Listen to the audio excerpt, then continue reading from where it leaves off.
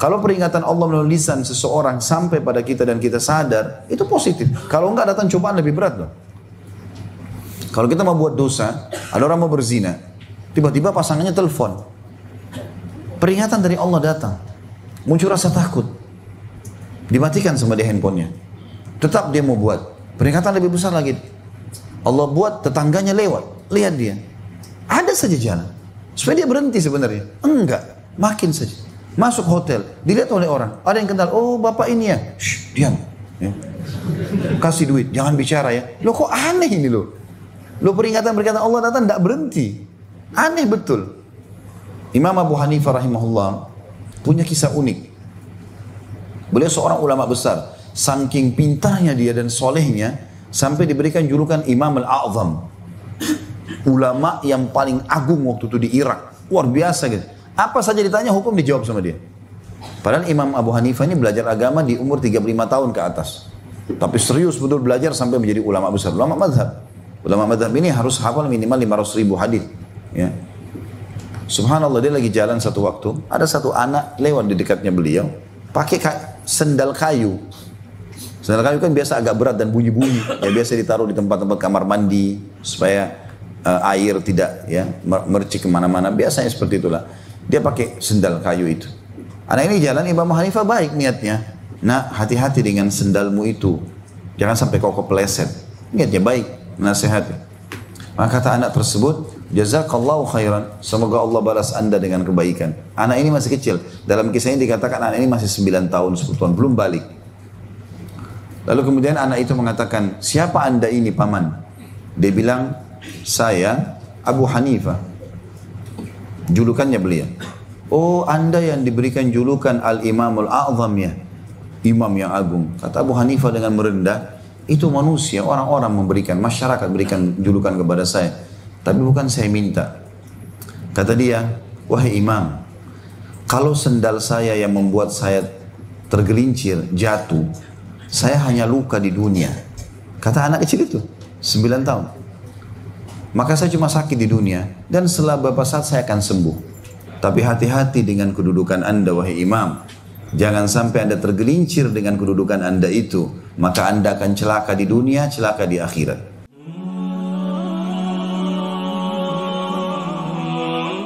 Assalamualaikum warahmatullahi wabarakatuh. Alhamdulillah. Selalu saja kita memuji Sang Pencipta Allah atas segala nikmat yang dilimpahkan kepada kita. Dan sangat beruntung kita menjadi orang-orang yang beriman kepada Allah Subhanahu wa taala. Karena setiap hari, setiap saat, di tempat manapun selalu memiliki panduan hidup. Kita tahu mana yang dibolehkan dan dilarang oleh Sang Pencipta Allah, sehingga kita selalu mendapatkan nikmat dan juga kita selalu selamat dari siksaan dan juga cobaannya. Kalimat Alhamdulillah adalah kalimat jalan keluar yang terbaik dalam menambah segala kebutuhan kita dan juga untuk mengeluarkan dari permasalahan yang sedang dihadapi. Karena Allah Subhanahu wa taala telah menjadikan kalimat Alhamdulillah sebagai kalimat berterima kasih dan bersyukur kepadanya. Dan Allah berjanji dengan janji yang benar dalam firman-Nya, A'udzubillahi minasyaitonirrajim, la in syakartum la azidannakum wa la in kafartum inna 'adzabi lasyadid. Kalau kalian bersyukur pasti aku akan tambah, dan kalau kalian kufur maka azabku sangat pedih. Selanjutnya kita panjatkan salawat dan taslim, salam hormat kita penuh dengan cinta dan rindu kepada manusia terbaik, manusia yang telah membawa kita kepada halal haramnya Allah sehingga kita punya panduan hidup, manusia yang telah menyempurnakan seluruh amanah yang Allah Subhanahu wa taala bebankan padanya. Dia tidak meninggal dunia kecuali telah menyampaikan semua apa yang Allah perintahkan dari halal dan juga haram. Dan beruntunglah orang yang telah mengikuti syariat manusia terbaik ini, karena Allah Subhanahu wa taala memerintahkan kita untuk mengikutinya dan juga menjadikannya sebagai suri tauladan. Mengucapkan salam hormat kepadanya dijadikan juga ibadah oleh Allah Subhanahu wa taala dan dijadikan sebab diterimanya doa. Oleh karena itu sangat wajar setiap orang antara kita selalu mengucapkan salawat dan taslim kepada Nabi besar Muhammad sallallahu alaihi wasallam. Melanjutkan pada buku kita Ad-Da' wad-Dawa yang ditulis oleh Ibnu Qayyim Al-Jauzi rahimahullah, atau terjemahannya macam-macam penyakit hati yang membahayakan dan resep pengobatannya. Kita sudah selesaikan bab 1, panjang lebar dibahas segala macam hal yang berhubungan dengan masalah persepsi sebagian orang yang salah berhubungan dengan masalah akhirat dan juga dunia ini. Dan kita akan masuk pada pagi ini, semoga Allah berkahi, di halaman 99 bab nomor 2, dampak negatif maksiat dan dosa. Teman-teman sekalian, semua jenis pelanggaran, baik sesama manusia atau kepada Sang Pencipta Allah, buruk efeknya. Tidak ada pelanggaran yang baik efeknya, semuanya buruk. Baik itu di kalangan manusia ataupun langsung berhubungan dengan Sang Pencipta Allah Subhanahu wa taala.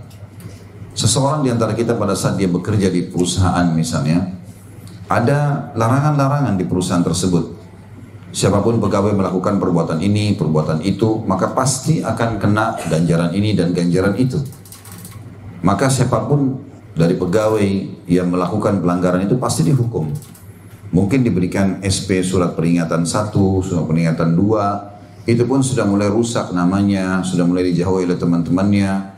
Pada saat dia diberikan SP3 akan dikeluarkan, di PHK dari perusahaan. Dan itu sama manusia. Tidak ada tetangga yang berbuat buruk pada tetangganya di lingkungannya kecuali pasti akan dibenci, dijauhi oleh orang-orang. Tidak ada anggota keluarga yang melakukan perbuatan buruk pada keluarganya kecuali dibenci. Semua pelanggaran ini tidak ada yang sukai. Dan semuanya orang-orang juga tidak suka kalau haknya dilanggar. Begitu juga dengan Sang Pencipta Allah Subhanahu wa taala. Kita sedang berada di kerajaannya dan kita adalah ciptaannya. Allah Subhanahu wa taala satu-satunya pencipta, pemilik, penguasa langit dan bumi ini, telah menerapkan peraturan-peraturan dan telah menjanjikan kepada siapapun yang patuh, yang mengikuti peraturan-peraturannya, menerapkan yang halal, mengerjakan perintah, meninggalkan yang haram, maka dibukakan pintu-pintu berkah dari langit. Allah berfirman dalam Al-Quran, A'udzubillahi minasyaitonirrajim, walau anna ahlal qura amanu wattaqaw la fatahna 'alaihim barakatin minas sama'. Andai saja penduduk-penduduk negeri itu beriman, bertakwa, mereka patuh, halal nikmati, haram jauhi, kami akan bukakan bagi mereka pintu-pintu berkah dari langit. Kata para ulama, rezeki kita dari langit. Allah Subhanahu wa taala berikan itu. Ya. Allah katakan dalam firman-Nya yang lain bahwasanya di langitlah apa yang dijanjikan pada kalian dan rezeki kalian. Allah Subhanahu wa taala menentukan begitu. Dan Allah Subhanahu wa taala menurunkan rezeki dengan segala macam kebutuhan kita dari langit itu bagi orang-orang yang bertakwa. Dan sebaliknya terlalu banyak contoh-contoh yang Allah Subhanahu wa taala telah perlihatkan kepada kita. Fir'aun dengan muminya, begitu juga dengan piramidanya, itu juga dengan peninggalan-peninggalan sebagian yang berhubungan dengan kerajaannya, dari singgasananya, dari mahkotanya, dari piring makan dan segala macam di depan mata masih bisa disaksikan. Bahkan manusia tanpa menyadari menjadikannya sebagai salah satu keajaiban dunia. Sehingga berbondong-bondong manusia yang beriman dan kafir kepada Allah datang menyaksikan itu. Begitu juga dengan peninggalan Namrud di Babilonia di Irak, masih tertinggal puing-puing bangunannya, singgasananya, kisah sejarah hidupnya. Begitu juga dengan kaum Lut di Laut Mati, masih dikenang kisahnya dan masih diketahui lokasinya. Begitu juga dengan kaum-kaum yang lainnya. Berapa banyak kaum-kaum yang Allah Subhanahu wa taala telah binasakan karena dosa-dosa mereka. Yang uniknya, banyak manusia tidak mau ambil pelajaran dari itu. Sudah jelas orang yang beriman dan bertakwa kepadanya, kepada Allah Subhanahu wa taala sebelum kita diberikan nikmat dan keselamatan. Berapa banyak orang yang durhaka dihukum dan dibinasakan. Siapapun yang mengikuti orang-orang yang beriman dan bertakwa itu, dia akan sama nasibnya. Dan siapapun yang mengikuti orang-orang yang melanggar, dia akan sama nasibnya. Di sekolah, pada saat kita mengikuti teman-teman kita yang sukses, yang juara, kita akan sama dengan mereka. Nama kita harum, kita akan dapat ijazah, bisa bekerja. Tapi kalau kita ikuti dengan anak-anak yang nakal, ikut dengan anak-anak yang nakal, yang malas, mereka dikeluarkan dari sekolah, kita juga dikeluarkan dari sekolah. Jelas akibatnya kok. Orang yang melakukan kebaikan-kebaikan, efeknya jelas. Orang melakukan keburukan, efeknya jelas. Pertanyaan kecil, kenapa nggak mau menjadi orang-orang yang berprestasi, orang-orang yang baik? Kenapa harus menjadi orang-orang yang membangkang dan melanggar? Peraturan-peraturan yang merupakan atau berisi ancaman-ancaman, baik itu sama manusia kayak di perusahaan, di sekolah, di sebuah lembaga atau instansi, dan juga berhubungan dengan Allah Subhanahu wa taala, akan mendatangkan hukuman-hukuman. Dan jelas itu pasti begitu. Ada teman kita kantor berprestasi, kita berteman sama dia dan kita ikuti langkahnya. Dia naik jabatan, kita naik jabatan. Tapi kalau ada teman-teman di kantor yang ugal-ugalan, nakal, malas masuk kerja, suka membuat nota palsu, segala macam, ketahuan, dipecat. Siapapun yang mengikuti juga akan seperti itu, sama persis. Maka ini sunnatullah dalam kehidupan. Orang yang melakukan kebaikan-kebaikan akan disukai oleh manusia, namanya harum, rezekinya dipenuhi, Tuhan juga Allah ridho dengan dia. Kenapa nggak mau jadi seperti orang-orang ini? Dan orang yang melakukan pelanggaran-pelanggaran, melakukan kedurhakaan, mengganggu orang lain, mengambil haknya orang lain, segala macam hal, mencurilah, menipulah, menggunjing, menggibah, jelas Allah buat tidak disuka oleh manusia. Allah juga ancamkan ancaman yang berat, Allah juga tidak suka. Jadi negatifnya daripada pelanggaran atau bahasa agamanya maksiat itu tidak baik, pasti tidak baik. Maka tidak usah dilakukan, tidak usah berzina, tidak usah riba, tidak usah mencuri, tidak usah gunjing, tidak usah semuanya. Itu Allah sampaikan hanya untuk sebagai peringatan buat kita. Ini nggak boleh ya, jangan sampai kamu lakukan. Kita ini di dunia ini teman-teman mirip seperti orang yang bertamu di rumah orang. Pemilik rumah bilang, ini kamar Anda, kalau mau nginap silahkan. Ya, ini kulkas, silahkan dimakan. Misalnya ada makanannya, ini begini dan begitu. Udah, dibatasi sampai di situ. Maaf, di wilayah sini adalah wilayah keluarga saya. Ya, ini kamar anak saya, ini kamar saya, segala macam. Tidak ada izin untuk pindah ke lokasi lain.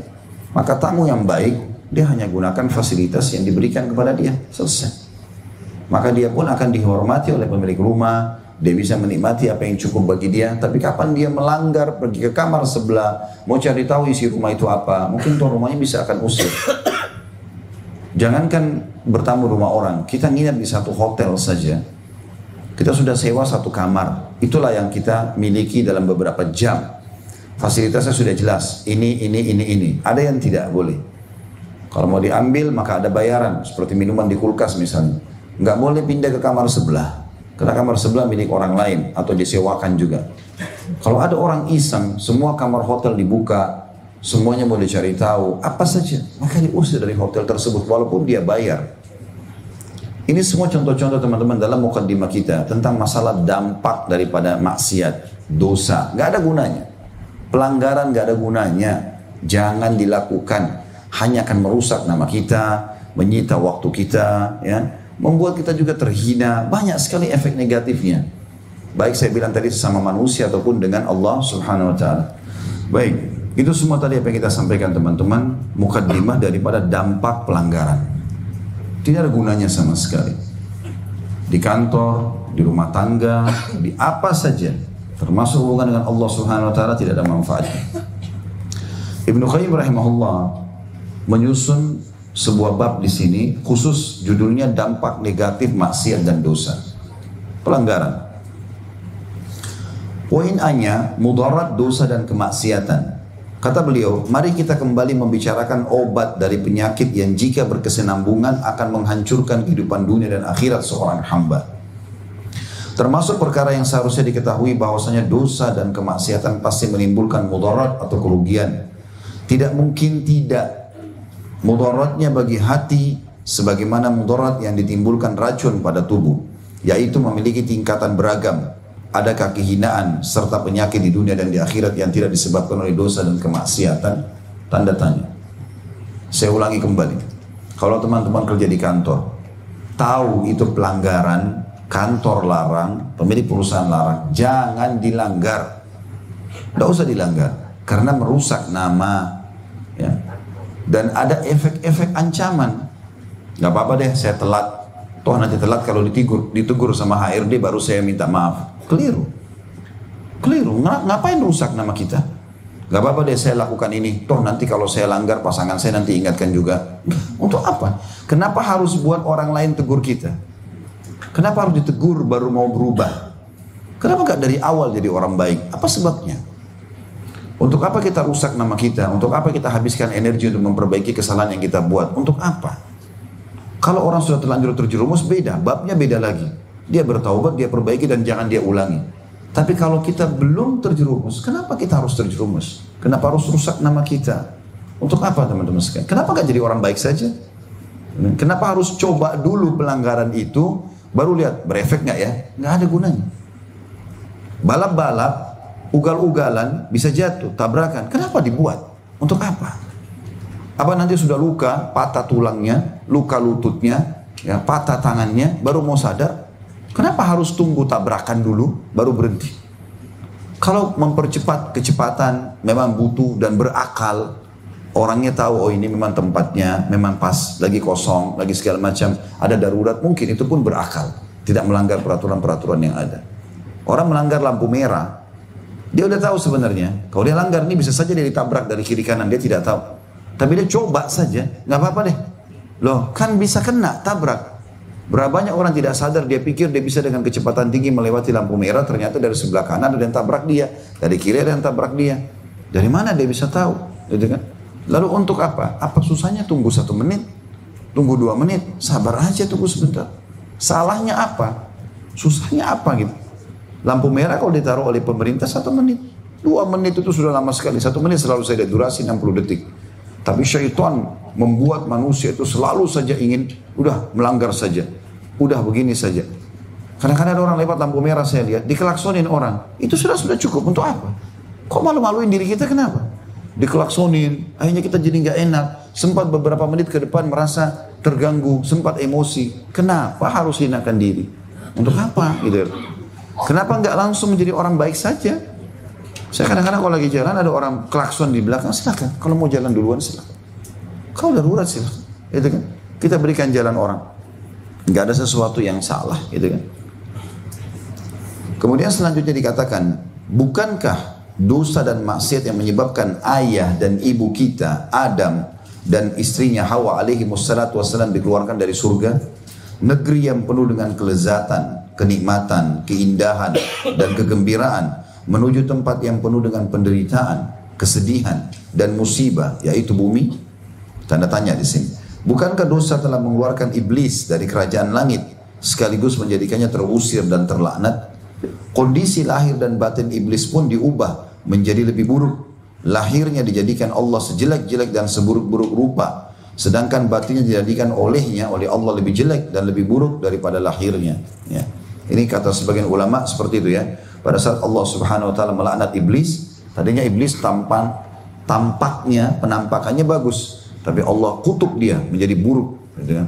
Begitu juga dengan keimanan dia. Awalnya dia beriman. Tapi karena dia maksiat, sombong kepada Allah subhanahu wa ta'ala, tidak mau sujud yang Allah perintahkan, maka Allah ubah dia menjadi kufur. Gitu kan? Dan ini harus hati-hati teman-teman. Jangan dicoba pelanggaran dengan Allah. Kalaupun kita melakukan, teman-teman hati-hati. Dan kita harus coba tanamkan dalam diri kita. Setiap saat Allah bisa hukum. Semua orang yang kena bencana, musibah, gempa, umumnya orang bilang, tidak tahu ya, tidak sangka ya. Saya kemarin datang ke satu kota, sempat ada tablik akbar di sana. Terus saya sempat tanya, bagaimana dengan bencana yang ada? Karena sekitar situ terjadi bencana beberapa waktu yang lalu. Dia bilang, Ustaz, terjadi banjir bandang, itu tidak ada yang tahu. Laut tidak apa-apa, hujan cuma pelan, nggak ada hujan deras. Tiba-tiba dalam hitungan berapa menit saja, air naik 5-6 meter. Tenggelamlah rumah-rumah. Dan subhanallah, dalam hitungan 1 jam, air hilang. Tapi udah hancur semua nih. Masyarakat pikir sudah nggak ada apa-apa. Hari Rabu terjadi, hari Kamis mereka jemur kasur, bersihkan rumah. Hari Jumat naik lagi banjir lebih besar daripada itu. Hancur lagi. Sampai saya ketemu sama salah satu pemimpin di wilayah itu. Saya kebetulan satu pesawat dengan beliau, dan beliau mengatakan sama saya, Ustadz, betul-betul ya, kalau datang bencana itu tidak ada lagi fungsinya titel, nggak ada lagi fungsinya ya kedudukan, nggak ada lagi fungsinya harta. Di depan mata kita lihat harta semuanya terbawa dengan air, ya mobil, ya rumah, ya TV, ya segala macam. Dan habis ide. Kita mau pikirkan jalan keluarnya pun nggak ada idenya. Kalau lagi banjir, habis, buyar semua. Secerdas apapun dia. Ini semua efek daripada kesalahan Allah perlihatkan kepada kita. Teman-teman tahu ada hadis Nabi SAW yang berbunyi, guntur itu, suara gelegarnya guntur, Kata Nabi SAW itu peringatan keras dari Allah di atas langit kepada penduduk bumi. Ada yang salah nih kalian nih. Jangan saya turunkan hukuman dari langit. Itu sabda Nabi SAW. Bahkan dikatakan oleh Abdullah bin Mas'ud radhiyallahu anhu, satu waktu beliau ada di Kufah, di salah satu kota di Irak, terjadi gempa, ya, tapi gempa itu tidak terlalu besar, hanya sekedar goncang, manusia sudah mulai pada takut. Beliau pun naik ke atas mimbar lalu mengatakan, ketahuilah Tuhan kalian di langit sedang meminta kalian untuk bertaubat. Bertaubatlah segera. Begitu mereka bertaubat, tenang kembali keadaan. Sayang teman-teman sekalian, kita sayangkan sekali berapa banyak masyarakat kita, umat Islam, kita bicara umat kita saja deh. Gempa, banjir, selamatkan diri. Masuk ke kemah, merasa aman, maksiat lagi. Depan mata Allah selamatkan dia dari banjir. Depan mata teman-temannya, tetangganya hancur. Kok malah di tenda itu bukannya sholat, taubat, tutup aurat, baca Quran? Enggak, maksiat lagi. Kesannya cuma tinggal tunggu makan, kembali lagi ke rumahnya yang pertama, dibangun lagi rumah tersebut, dosa lagi. Seakan-akan nunggu lagi, hukum lagi di Allah. Kok begitu teman-teman sekalian? Berapa banyak orang naik mobil berdua, pergi ke diskotik malam-malam, tabrakan, masuk rumah sakit dua-dua, temannya mati, dia masih selamat. Seminggu kemudian ke diskotik lagi. Depan matanya Allah hancurkan temannya, mati. Allah selamatkan dia supaya ambil pelajaran. Subhanallah, nggak sadar. Kok aneh benar ya? Lalu tunggu apa ini baru kemudian kita mau sadar teman-teman sekalian? Harusnya paham masalah itu. Selalu saja efek pelanggaran yang sudah menimpa orang-orang sebelum kita akan sama efeknya. Kita kerja di perusahaan yang melanggar di PHK, dikeluarkan. Kita juga begitu kalau melanggar, sama. Kenapa diikutin? Kenapa ikutin kesalahan itu? Sudah menjadi peraturan dan kita sudah tahu orang-orang yang baik di perusahaan itu berprestasi. Kalau kita lihat yang sudah jadi manajer, jadi dirut. Kalau kita dengar kisahnya dari awal, oh saya juga pegawai biasa dulu. Kisahnya diceritakan kepada pegawai yang lain, kisah suksesnya. Supaya diikutin gitu loh. Abu Jahal sudah ada ceritanya kan? Dan tahu bagaimana akibat kekufurannya. Abu Bakar sudah ada ceritanya kan? Dan tahu bagaimana akibat keimanannya. Kenapa kita ikuti Abu Jahal? Kenapa enggak Abu Bakar? Kenapa harus ikutin orang-orang yang salah? Kenapa bukan orang-orang yang baik? Ada orang berumah tangga sukses, berhasil. Sama-sama saat menjalankan tugas, baik. Sukses rumah tangganya sampai tua, sampai kakek nenek bersama-sama. Ada orang enggak? Baru sebulan nikah sudah cerai. Kenapa? Karena buruk ini, buruk itu. Kenapa ada contohnya yang ini? Kenapa bukan yang ini? Ya. Semua cerita buruk yang sampai ke kuping kita teman-teman, jauhi, tinggalkan. Semua cerita baik kita terima. Ya. Bahkan Nabi SAW diperintahkan oleh Allah Subhanahu Wa Taala kalau duduk dalam sebuah majlis dan mereka berbicara tentang hal-hal berbau maksiat, maka tinggalkan majlis itu sampai mereka mengubah pembicaraan. Bicara saja omongan, gak usah ikut-ikutan. Kalau datang hukuman Allah di situ kena juga semuanya. Gak boleh, hati-hati. Ya. Maka jangan sampai kita terpengaruh dengan hal-hal yang buruk. Dosa dan maksiat Allah sampaikan untuk dipelajari dan dijauhi, bukan dicoba. Jangan coba, gak usah dicoba. Saya sudah kasih beberapa contoh-contoh tadi. Dan perintah agama untuk patuh, ibadah, untuk dipelajari dan dilaksanakan. Kita akan bersama-sama dengan akibat dari dua keadaan ini. Orang yang durhaka akan sama akibatnya, orang yang beriman akan sama akibatnya. Kenapa nggak jadi orang baik saja? Gitu. Lalu dikatakan oleh beliau, kedekatan iblis dengan Allah berubah menjadi jauh, rahmat menjadi laknat, keindahan menjadi kejelekan. Padahal waktu itu kalau iblis cuma sujud, selesai. Selesai, nggak mengganggu kedudukan dia. Surga yang dia bisa masuk kalau dia beriman berubah jadi neraka yang berkobar-kobar.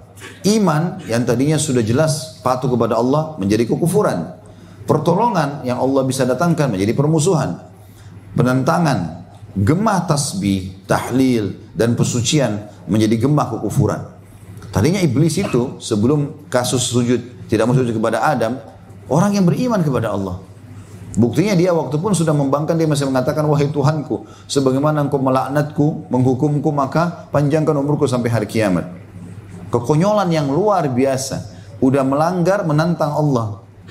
Bukannya dia melanggar, dia taubat, dia meminta kepada Allah SWT yang rahmatnya luas agar memaafkan dia, enggak. Gemah tasbih, keindahan zikrullah, tahlil, memuji Allah, la ilaha illallah, subhanallah. Dan pensucian menjadi gemah kekufuran, kesyirikan, kedustaan, dan kebejatan. Serta pakaian keimanan menjadi pakaian kekufuran, kefasikan, dan kedurhakaan. Maka terhinalah iblis di hadapan Allah serendah-rendahnya dan jatuhlah kedudukannya dalam pandangannya. Dalam pandangan Allah SWT. N-nya besar, kata ganti Allah. Jadi teman-teman, kalau kita melakukan satu pelanggaran, tugas kita berhenti dan perbaiki. Ada orang tidak, dia melanggar, udah deh sekalian. Ini seperti sifatnya iblis ini. Dia salah nih, dan tidak mau sujud.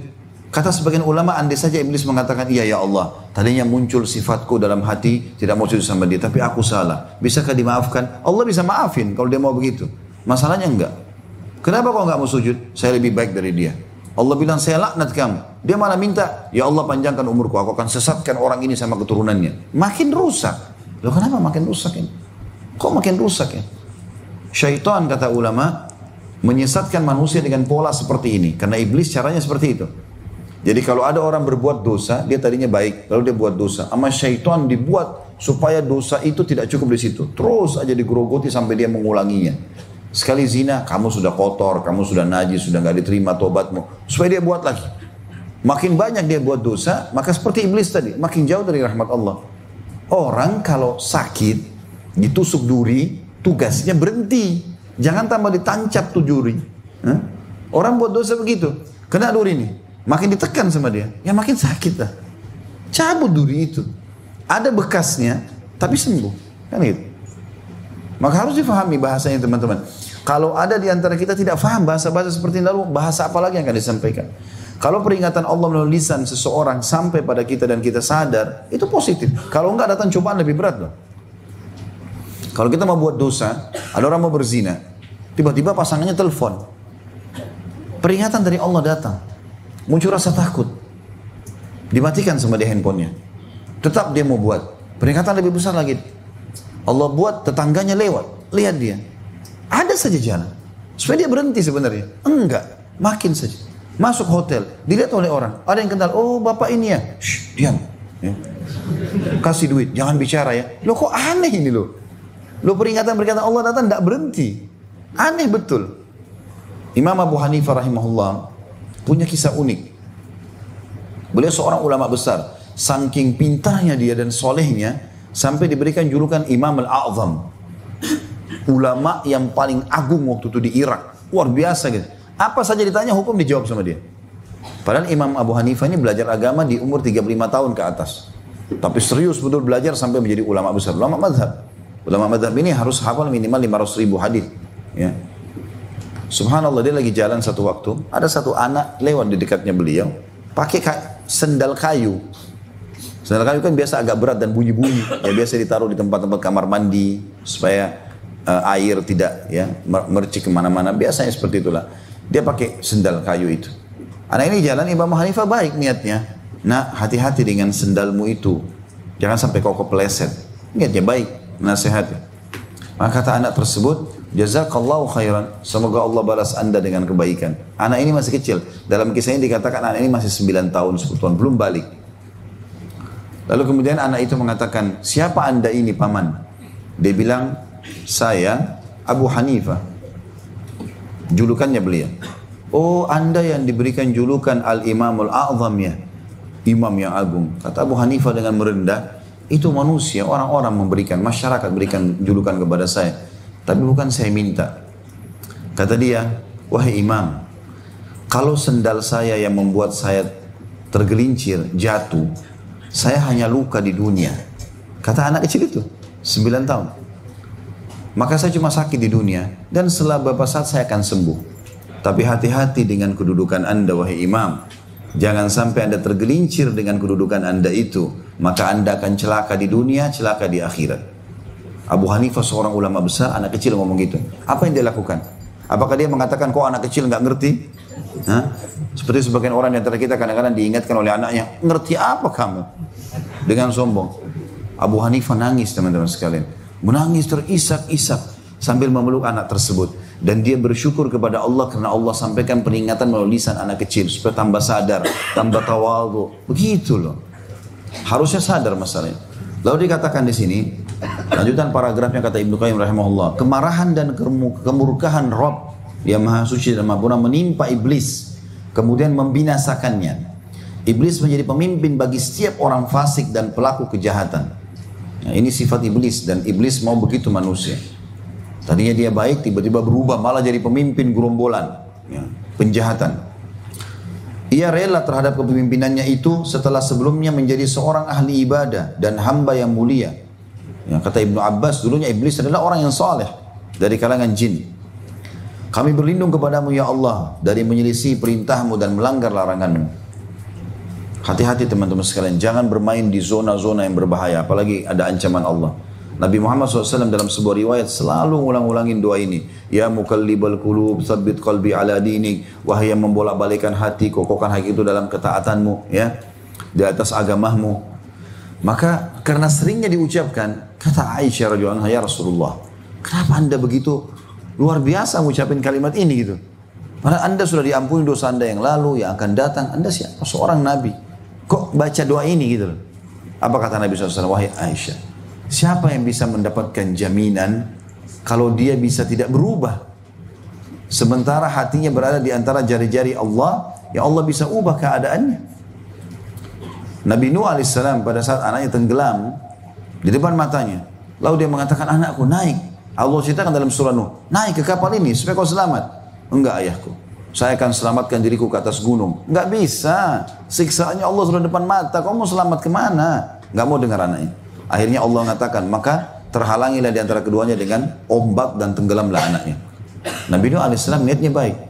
Ya Allah, anak itu bagian dari keluargaku. Dan janjimu benar, artinya pasti akan dihukum gitu. Maksudnya Nabi Nuh alaihissalam masih berharap anaknya dikembalikan oleh Allah SWT. Maka Allah mengatakan, sudah bukan anakmu lagi, hai Nuh. Perbuatan dia, peringatan sampai ratusan tahun kau dakwahi dia. Nabi Nuh AS berdakwah di kaumnya 950 tahun dan itu satu generasi. Ratusan tahun kau nasihati dia tidak mau dengar. Maka sudah selesai, bukan keluargamu. Dan hati-hati hai Nuh, kata Allah. Inni u'iduka an takuna minal jahilin. Karena aku tidak ingin kau termasuk orang-orang yang bodoh hai Nuh. Jangan kau nggak paham ini. Anakmu itu nggak ada andilmu loh di situ. Spermamu aku yang ciptakan, bentuk anak itu aku yang ciptakan, jumlah helai rambutnya aku yang tentukan, warna kulitnya, matanya, segala macam, bukan kamu nggak punya apa-apa di situ no. Jangan kau bodoh nih, jangan kau bantah keputusanku. Dikatakan dalam sebuah riwayat Nabi Nuh alaihissalam tidak berani angkat kepalanya ke langit 40 tahun, gara-gara kalimat itu. Jangan sampai dikira orang bodoh. Kalau berdoa tunduk kepada Allah, nggak berani angkat kepala ke langit. Begitu orang-orang soleh teman-teman sekalian. Bukan malah orang sengaja nantang terus. Dari maksiat ke maksiat. Allah berikan kita kejenuhan. Allah berikan kita penyesalan. Allah berikan kita rasa takut, sumpah. Supaya berhenti. Bukan tambah jerumuskan diri. Ribut rumah tangga. Malah ke diskotik. Malah maksiat. Malah berzina. Na'udzubillah minasyaitonirrajim. Kenapa ini teman-teman? Kenapa nggak kembali kepada jalan Allah? Wudu, taubat, sujud, nangis kepada Allah. Umur kita terbatas. Nyesal loh nanti ini. Bapak Ibu sekalian hati-hati, nyesal di akhirat. Ingat kata-kata saya ini. Kapan Bapak Ibu tidak maksimalkan umurnya dengan ketaatan, menyesal. Berharap nanti kembali dari dunia ke dunia, berharap sujud sekali saja. Sujud sekali baru meninggal karena butuhnya dengan setengah pahala. Ngapain disia-siakan waktu? Sujud, sholat, ibadah, nggak ada waktu lagi. Yang lalu-lalu berlalu sudahlah salah. Allah Subhanahu Wa Taala gerakkan Bapak Ibu hari ini datang di majelis ini. Saya pun digerakkan oleh Allah untuk mengucapkan kalimat ini, untuk menjadi peringatan buat kita. Saya nggak pernah susun kata-kata ini loh. Allah SWT sampaikan, beruntunglah orang yang tersentuh hatinya, mengambil sebagai pelajaran. Jangan bodoh ini teman-teman sekalian. Maaf, saya tidak singgung siapapun, karena banyak orang yang bodoh dalam keadaan dia. Sampai peringatan diengahkan. Sudahlah. Ini sudahlah kecelakaan loh ini. Kehancuran teman-teman, jangan. Peringatan seperti Abu Hanifah tadi, oh iya ini peringatan, jadi pelajaran. Gitu loh. Selanjutnya kata beliau, bukankah dosa yang menyebabkan penduduk bumi tenggelam hingga air menutupi puncak-puncak pegunungan? Sudah banyak kisahnya berhubungan dengan masalah itu. Kisah Nabi Nuh alaihissalam itu karena maksiatnya kepada Allah, Allah tenggelamkan. Masih diulangi. Indonesia sekarang lagi diambang kehancuran loh teman-teman sekalian. Di poin ini, masalah bencana. Pindah dari daerah ke daerah, peringatan dari peringatan. Jadi kan berita saja. Oh di sana terjadi ini. Yang tidak kena, oh itu kan bukan wilayah saya. Jakarta kan tidak kena. La haula wala quwata illa billah. Pelajaran. Jangan sampai pindah ke kita. Gitu. Berhenti segera. Karena peringatan Allah sudah datang. Kata beliau, bukankah dosa pula yang mengakibatkan Allah mengirimkan angin kepada kaum Ad? Kaum Ad ini kaumnya Nabi Hud alaihissalam. Masih ada tempat-tempat tinggal mereka sekarang. Ya. Hingga menjadi mayat-mayat. Mereka bertebaran di permukaan bumi. Laksana tungkul-tungkul pohon kurma yang lapuk. Tanda tanya. Angin itu menghancurkan tempat kediaman, tanaman, kebun, dan hewan ternak mereka. Sehingga menjadi pelajaran bagi umat-umat setelahnya. Sampai datangnya hari kiamat. Bukankah dosa yang menyebabkan terkirimnya suara menggelegar kepada kaum Thamud? Kaumnya Nabi Saleh. Sampai sekarang ada namanya Madain Saleh di Saudi. Ya. Bisa dikunjungi itu tempatnya. Rumah-rumah mereka yang mereka jebol gunung-gunung masih ada. Hingga memotong jantung-jantung dalam rongga tubuh mereka. Sampai akhirnya semuanya binasa. Rumah-rumah mereka sebisa. Jadi saksi bisu. Masih ada.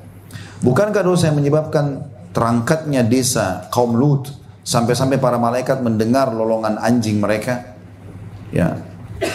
Wilayah kaum Nabi Lut ini ada di pesisir Laut Mati sekarang ya. Itu ada 9 desa yang didakwai Nabi Lut alaihissalam. Homoseksual semua. Nasihatin nggak mau dengar. Sampai akhirnya mereka menantang Nabi Lut, datangkan siksa Tuhan wahai Lut. Kami nggak mau dengar. Dan saking parahnya mereka sampai-sampai mereka bisa melakukan homoseksual sementara nunggu orderan makanannya di restoran mereka. Maka Allah SWT cabut negeri itu, diangkat 9 negeri itu, 9 desa itu diangkat dan terdengar gonggongan anjing mereka. Satu negeri lihat negeri yang sebelahnya, itu lagi diangkat semuanya. Mereka teriak-teriak histeri tapi nggak bisa buat dibalik sama Allah. Masih ada peninggalannya sekarang di Laut Mati. Di Laut Mati datang penelitian ada gunung-gunung terbalik, bagian atasnya di bawah. Masih ada penelitian cuma para ilmuwan datang, oh ini pernah terbalik, oh pernah begini, tapi nggak ambil pelajaran. Masih aja orang ada lakukan homoseksual. Masih minta supaya diberikan peraturan-peraturan. Masih nantang. Buktinya nggak ada yang disiksa. Nggak disiksa kok orang di Indonesia. Kok aneh benar. Kalau kamu mau pergi aja ke pulau sendiri. Biar kau dihantam sama Allah di sana. Jangan bawa-bawa kita. Gitu kan? Nah kita sudah tahu nggak mungkin kalau datang azabnya bahaya. Masa nunggu disiksa dulu? Masa nunggu di PHK dulu baru mau baik? Kan nggak mungkin. Ya. Kata beliau, bukankah dosa yang menyebabkan terkirimnya suara, saya ulangi, bukankah dosa yang menyebabkan terkirimnya suara menggelegar kepada kaum Tsamud hingga memotong jantung-jantung dalam rongga tubuh mereka sampai hanya semua binasa? Bukankah dosa yang menyebabkan terangkatnya desa kaum Lut sampai-sampai para malaikat sempat mendengar lolongan anjing mereka? Semuanya binasa, anjingnya, hewan-hewannya semuanya.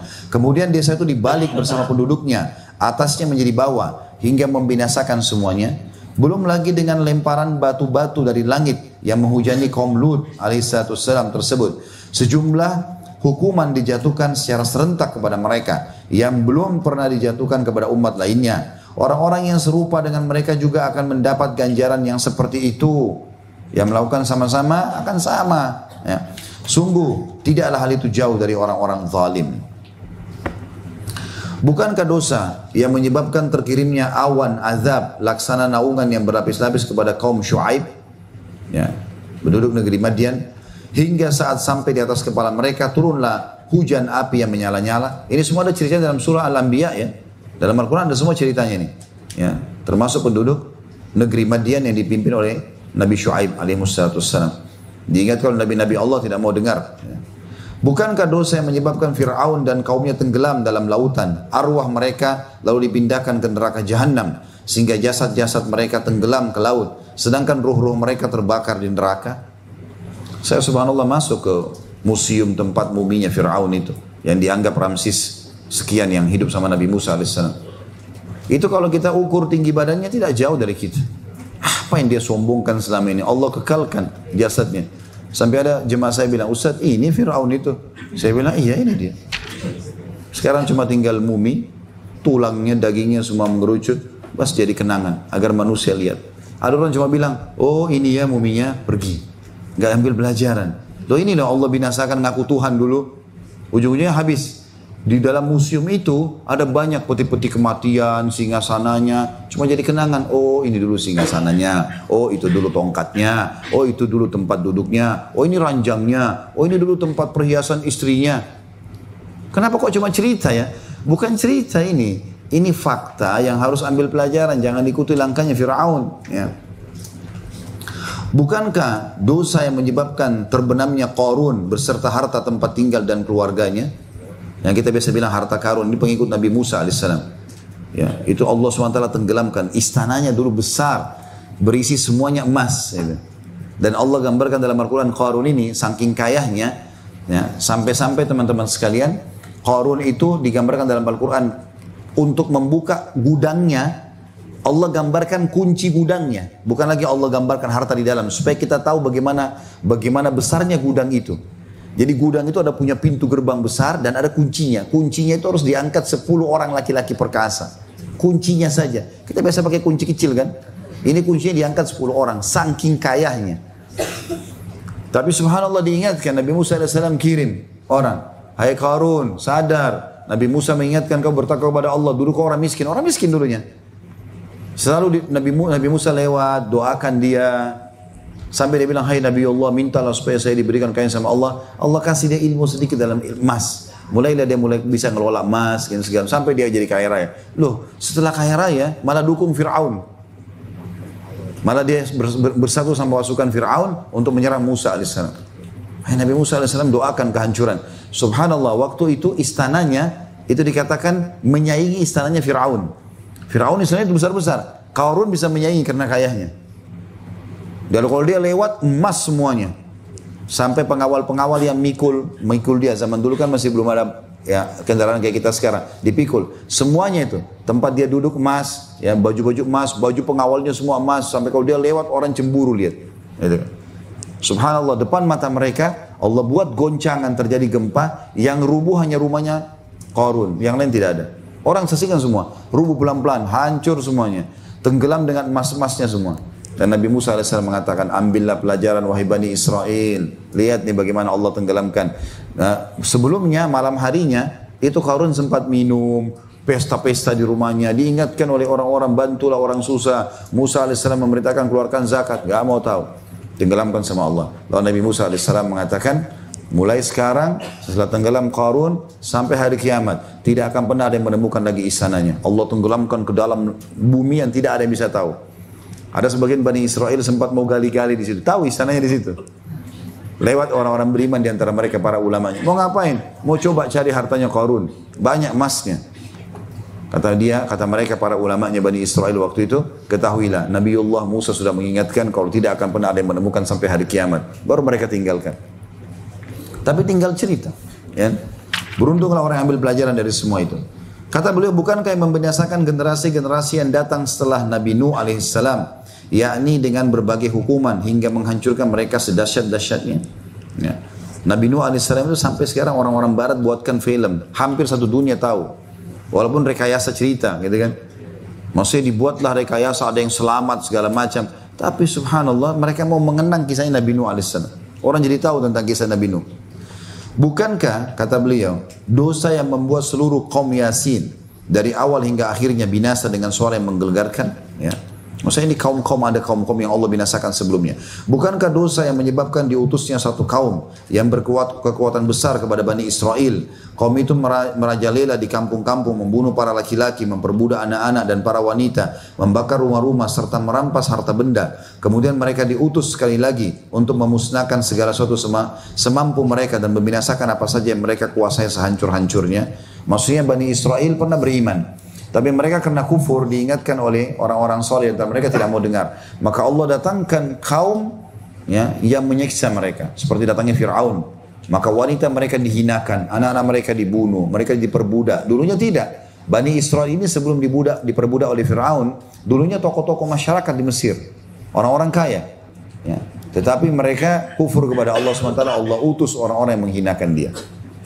Tidak ada teman-teman orang yang beriman, baik dia pribadi dan keluarganya, ataupun lingkungan lebih luas lagi misalnya di negaranya, kecuali Allah selamatkan. Pasti. Saya sudah bacakan ayatnya tadi itu ya. Kalau seandainya penduduk-penduduk negeri itu beriman, bertakwa, patuh, kami akan bukakan pintu-pintu berkah dari langit. Lalu dikatakan, bukankah dosa yang menyebabkan Bani Israel ditimpa berbagai macam hukuman, terkadang dengan pembunuhan, perbudakan, hancurnya negeri, hadirnya para raja yang zalim, mengubah mereka menjadi kera dan babi, sampai akhirnya Allah yang maha berkah dan maha tinggi bersumpah dalam surah Al-A'raf 167, A'udzu billahi minasyaitonir rajim, la yab'atsanna 'alaihim ila yaumil qiyamati man yasuhum su'al adzab. Bahwasanya sungguh dia Allah akan mengirim orang-orang yang akan menimpakan azab yang seburuk-buruknya kepada mereka, orang-orang Yahudi sampai hari kiamat. Karena orang-orang Yahudi ini sudah berapa kali Allah binasakan mereka, Allah siksa mereka. Yang paling masyhur kisahnya diperbudak oleh Fir'aun dan pengikutnya ya. Sampai kalau ada Bani Israel lewat, siapapun orang Mesir waktu itu suku Kipti, sukunya Fir'aun, mau tendang, mau pukul, mau ambil hartanya, mau perkosa perempuannya, bebas, gak kena hukum. Terhina betul mereka. Tapi subhanallah Allah selamatkan dengan datangnya Musa, disuruh beriman. Begitu Allah selamatkan mereka, Fir'aun ditenggelamkan, baru nyebrang Laut Merah, sudah langsung protes, baru selamat.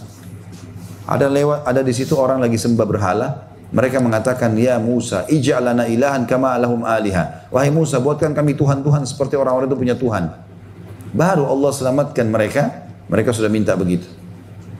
Kemudian sampai lagi, protes, minta makanan, minta ini, minta itu pada Musa. Masih dipenuhi, tapi kufur. Sampai gunung Tur, dalam Al-Quran diceritakan Allah angkat.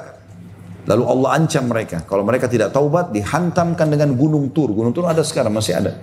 Ya. Yang Allah sebutkan, Wat-Tur, wa kitabin mastur, surat khusus At-Tur. Itu ada Bani Israel pernah diangkatkan gunung itu, mau dihancurin kepada mereka. Di zaman Musa AS. Karena kufurnya. Baru mereka tobat, kami nggak mau lagi Musa. Berapa waktu kemudian kufur lagi. Maka sekalian Allah turunkan dari firman-Nya. Ya, sampai sekarang Yahudi seperti itu. Terus saja tahu kebenaran tapi tidak mau beriman. Ya.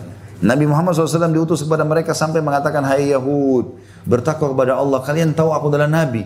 Ciri-ciriku dalam Taurat ada. Kenapa nggak mau beriman? Enggak, kau bukan dari Bani Israel. Bohong, gitu kan? Dusta. Sampai masuk Islamnya Sofia radhiyallahu anha, istri Nabi SAW. Waktu dia masuk Islam ditanya oleh Nabi SAW, kenapa kau tiba-tiba masuk Islam? Betul jadi tawanan perang. Nabi SAW tawarkan, kalau kau masuk Islam, saya akan nikahi kamu bebas dari keterbudakan. Tapi ditanya, kenapa kau masuk Islam? Dia bilang, ayah saya Huyai bin Akhtab. Dan paman saya, kalau tidak salah Amr bin Akhtab namanya. Ya. Dua-duanya pendeta Yahudi. Mereka rupanya pernah, kalau setiap kali datang ke dalam rumah, pasti mencium aku. Dan mereka sangat sayang sama aku, aku masih kecil, kata Sofia. Satu waktu Abdullah bin Salam, ada satu pendeta Yahudi masuk Islam. Dia tanya kepada Nabi SAW beberapa pertanyaan, lalu Nabi jawab, dia bilang anda Nabi. Lalu dia syahadat, masuk Islam lah orang ini, mulia. Lalu dia bilang, ya Rasulullah, orang-orang Yahudi ini kaum pengkhianat. Gitu kan. Apa yang anda sampaikan, kalau anda mengatakan berimanlah segala macam, dia tidak mau dengar, mereka tidak mau dengar. Walaupun mereka tahu kebenaran. Gitu kan. Maka jangan sampaikan keislamanku, tapi panggil pendeta-pendeta mereka. Lalu tes mereka di depan anda. Nanti baru panggil saya keluar. Saya akan membenarkan agama anda ini. Jebak mereka. Maka Nabi SAW undanglah. Dan di antara yang hadir ini, ayahnya Sofia dan tak pamannya. Yang merupakan pemimpin orang-orang Yahudi. Datang ke masjid.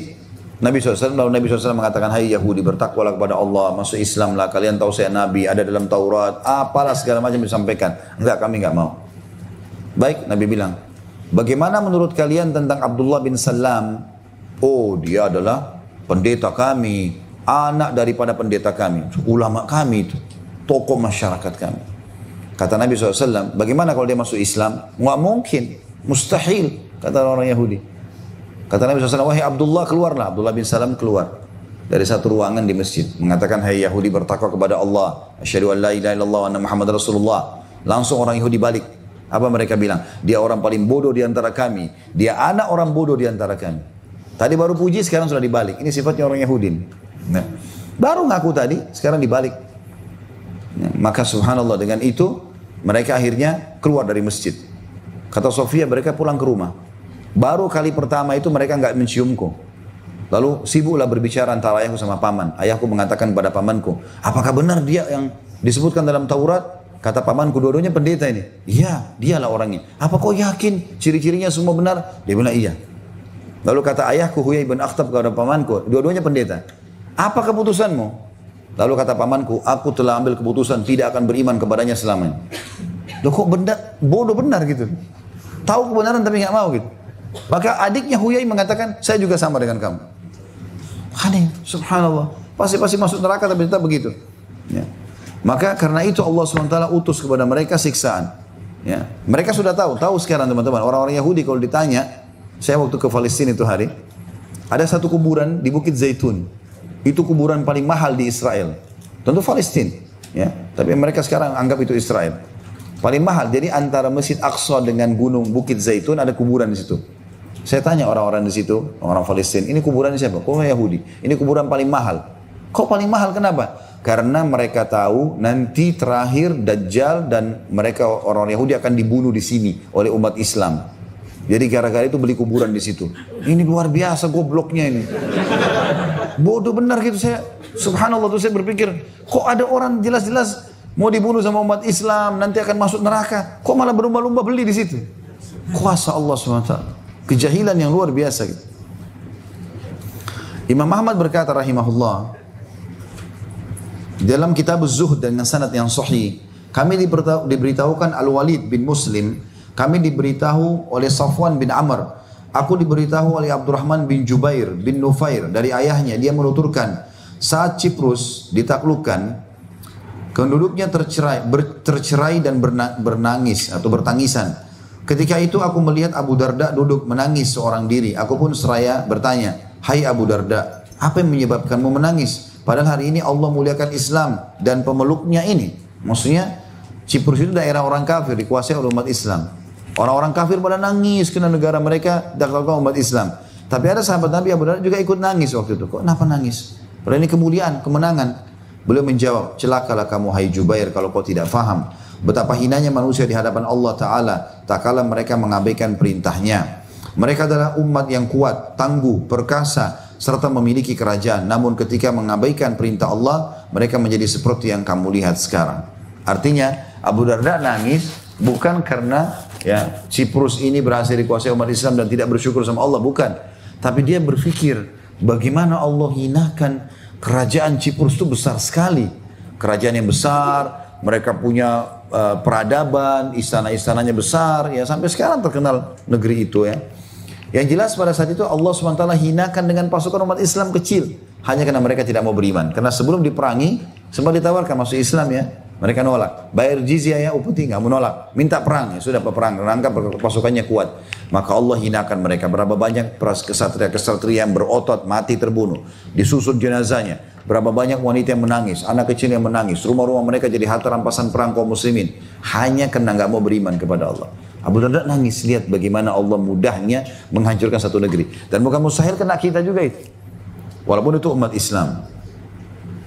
Ali bin Ja'ad menuturkan, kami diberitahukan oleh Syu'bah dari Amr bin Murrah, dia berkata, aku mendengar Abul Bukhturi berkata, aku diberitahu oleh salah seorang yang pernah mendengar sabda Nabi SAW, bahwasanya beliau bersabda, la yahlikan nasu hatta yu'ziru min anfusihim. Manusia tidak akan binasa hingga diri mereka banyak berbuat dosa. Hadis ini diriwayatkan oleh Imam Ahmad. Nah, diriwayatkan atau disebutkan dalam Aunul Ma'bud ya. Ini disebutkan oleh Imam Tirmidzi.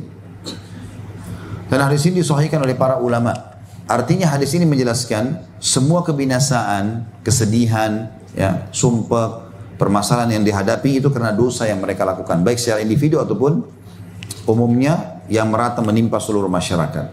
Disebutkan juga dalam Musnad Imam Ahmad. Dan hadis ini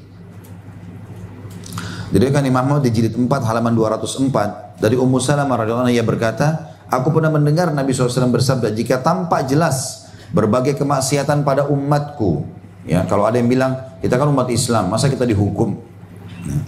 Kenapa kok negeri Islam ini Indonesia masih Islam tapi banyak banjir, banyak tsunami, jadi longsor? Kok bisa kita umat Islam? Perhatikan Nabi bilang, kalau atau jika tampak jelas berbagai kemaksiatan pada umatku, kita umat Islam, maka Allah akan menyamaratakan azab dari sisinya, N-nya besar dari Allah, kepada mereka semuanya.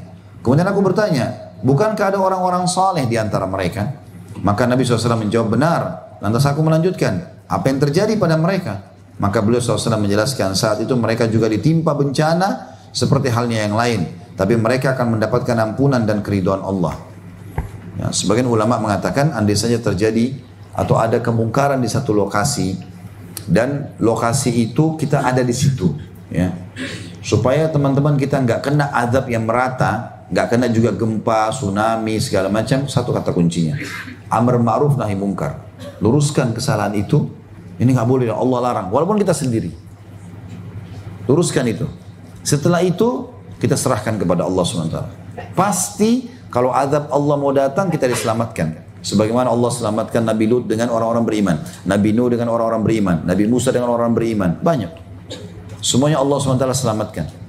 Dan dalam hadis Bukhari disebutkan, kata Nabi SAW, Allah mengutus Jibril ke satu negeri untuk menghancurkan negeri itu. Entah negeri itu di mana, Nabi tidak sebutkan juga sallallahu alaihi wasallam. Beliau cuma mengatakan negeri itu Allah akan hancurkan.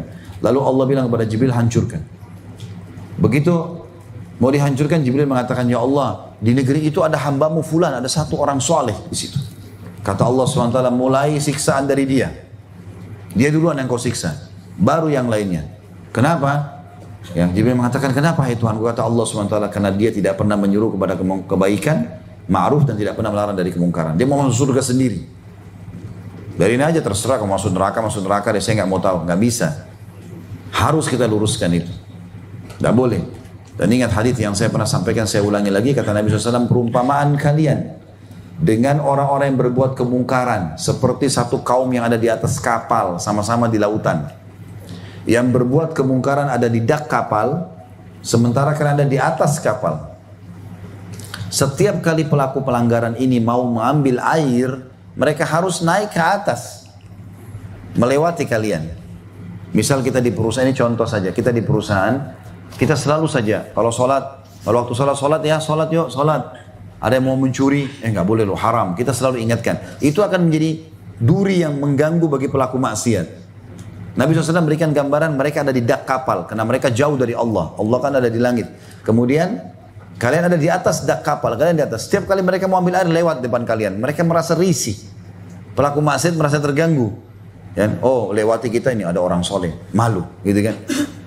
Maka mereka sepakat para ahli maksiat ini, bagaimana kalau kita bolong saja kapal dari bawah, buat lubang supaya kita nggak lewatin lagi orang-orang soleh itu. Apa kata Nabi SAW? Kalau kalian izinkan mereka menjebol itu, tenggelamlah kalian semua. Jangan diamkan, tetap nggak boleh.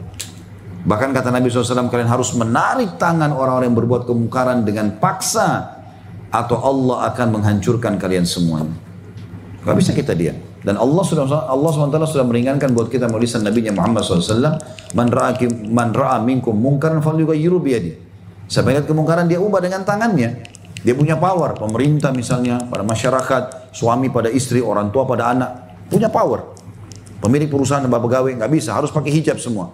Nggak bisa, sholat harus berhenti. Dia gunakan powernya. Dia nggak bisa, kata Nabi SAW, fabilisani, dengan lisan. Jangan loh, nggak boleh. Udah cukup, kita selamat loh dengan itu.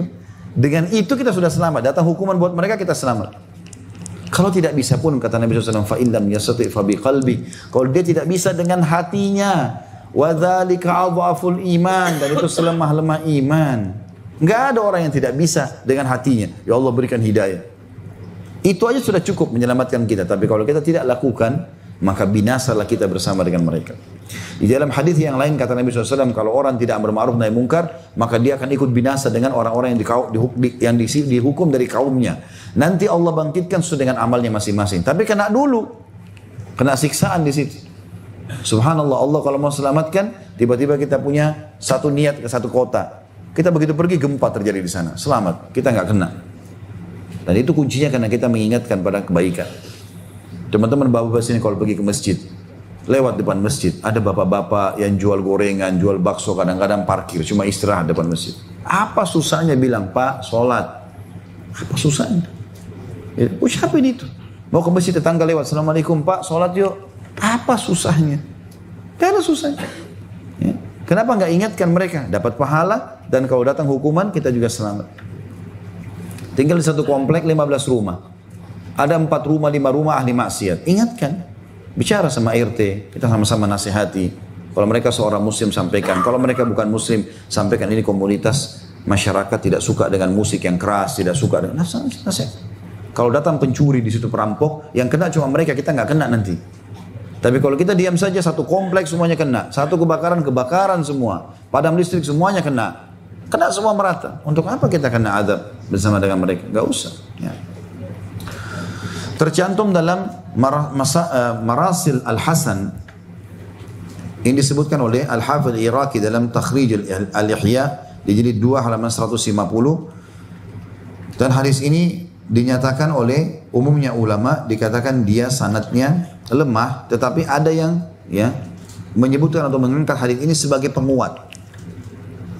Bahwasanya beliau Nabi SAW bersabda, la tazalu hadhil ummatu tahta yadillahi wa fi kanafaihi ma lam yumali'u qurra'uha umara'aha wa ma lam yuzakki sulaha'uha fujjaraha wa ma lam yuhin khiyaraha ashraruha fa idza hum fa'alu dhalika rafa'a Allahu yadahu anhum thumma sallata alaihim jababirahum atau jababiratahum fasamuhum su'al adzab thumma darabahumullahu bil faqati wal faqr. Umat ini, kata Nabi SAW, umat Islam kita, justru kita kena hukuman-hukuman ini karena tahu tapi nggak mau dilakukan perintah, tahu pelanggaran tapi dilanggar. Umat ini selalu berada di bawah tangan Allah dan perlindungannya selama para qari atau pembaca Al-Quran mereka tidak menjadi kaki tangan penguasa, maksudnya mendukung kezaliman. Kalau mereka dukung kebaikan boleh. Orang-orang saleh tidak merekomendasikan orang-orang durhaka. Biasanya ada orang mau menikah, orangnya fasik. Ditanyalah seorang imam masjid atau seorang alim, itu bagaimana? Oh nggak apa-apa, nikahkan saja. Padahal dia buruk, nggak boleh. Setahu saya nggak boleh itu karena ini dan begitu. Kita sampaikan baik-baik. Nggak boleh rekomendasikan orang durhaka. Dan orang-orang jahat tidak menghina orang-orang yang taat.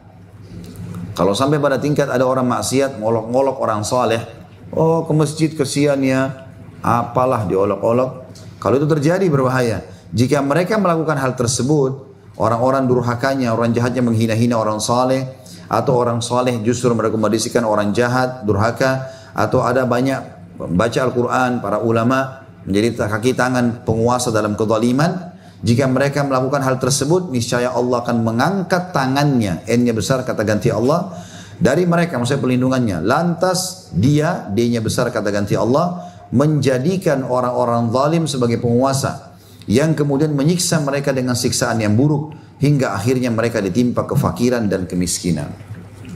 Subhanallah, pernah terjadi, ada orang-orang yang datang kepada Ali bin Abi Thalib radhiyallahu anhu di zaman khilafahnya beliau. Kan terjadi perang antara umat Islam di beberapa titik ya. Datang ke sebagian orang mengatakan, wahai Amir Mukminin, kenapa apa yang terjadi pada anda sekarang ini tidak terjadi di zaman Abu Bakar sama Umar? Zaman Abu Bakar sama Umar, zaman kejayaan. Zamannya Umar luar biasa, jihad sana sini, umat Islam saling mencintai. Kok kenapa terjadi pada anda yang tidak terjadi pada mereka? Maka kata Ali bin Abi Thalib jawaban yang mulia. Dia mengatakan apa? Dulu yang jadi masyarakatnya Abu Bakar sama Umar orang seperti saya dan sahabat-sahabat Nabi. Sekarang saya jadi pemimpin, masyarakatnya seperti kamu ini. Maka terjadilah semua ini. Bencana-bencana teman-teman, termasuk munculnya penguasa zalim, itu dari kita. Kalau kita benahi diri, baik. Bahkan kata Nabi SAW, kalau tersebar kerusakan di tengah-tengah masyarakat merata, Allah berikan mereka pemimpin yang zalim. Sekalian dipimpin oleh orang buruk. Kapan kita baik semuanya, maka baik juga pemimpinnya. Itu sudah sunnatullah. Perbaiki diri kita. Seperti itu. Ya. Di dalam hadis yang lain, dalam Musnad Imam Ahmad disebutkan, di jilid 5 halaman 277, ini juga disebutkan oleh Ibnu Majah di nomor 4022, Al-Hakim dalam Mustadrak jilid 1 halaman 493, Ibnu Abi Syaibah di jilid 10 halaman 442, At-Tahawi juga menyebutkan dalam kitab Al-Mushkil, Al-Baghawi menyebutkan dalam Syarah Sunnah. Ya. Ini semua mereka merawi hadis ini dari Thauban radhiyallahu anhu, sahabat Nabi SAW.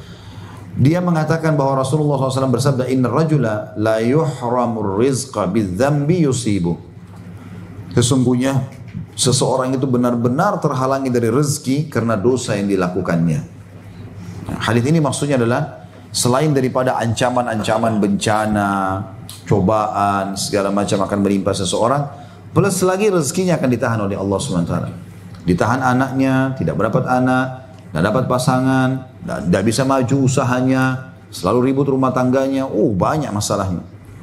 Kalau itu terjadi teman-teman, muhasabah. Bayangkan para salafus saleh, sahabat dan para tabi'in ridwanullahi alaihim, itu kalau jalan kakinya kesentuh batu, innalillahi wa inna ilaihi raji'un. Astaghfirullah wa atubu ilaih. Dosa apa ini? Kesentuh batu kakinya. Begitu. Kita mau ditimpa batu, mau dicaci maki orang, tidak ada masalah. Kesannya nggak ada dosanya. Sampai sebagian mereka mengatakan, aku tahu aku punya dosa, pada saat aku melihat perubahan sikap dari pasanganku, dari tungganganku, bahkan tikus yang masuk ke dalam rumahku. Berapa banyak orang yang dari kita tikus di rumahnya banyak? Tidak ada. Tidak dipedulikan sama dia. Nggak penting bagi dia. Gitu kan? Bahkan makan tikus di sebelahnya. Gitu kan? Tidak jadi muhasabah. Ya, jangan bilang karena lingkungan kita kotor. Nggak. Kalau dalam teori syar'i, dosa mau ada. Itu. Rumah yang dipenuhi dengan ketaatan, rumah salafus saleh itu dari tanah liat. Nggak ada tikusnya. Dan mereka jadikan muhasabah. Kalau ada tikus, ada dosanya. Astaghfirullah wa atubu ilaih. Ciri Nabi Daud alaihissalam terkenal dengan kesolehannya. Sampai kata Nabi SAW, sebaik-baik puasanya Daud, sebaik-baik sholat malam sholatnya Daud. Daud tidak makan kecuali dari amal tangannya. Salehnya luar biasa. Apa saja.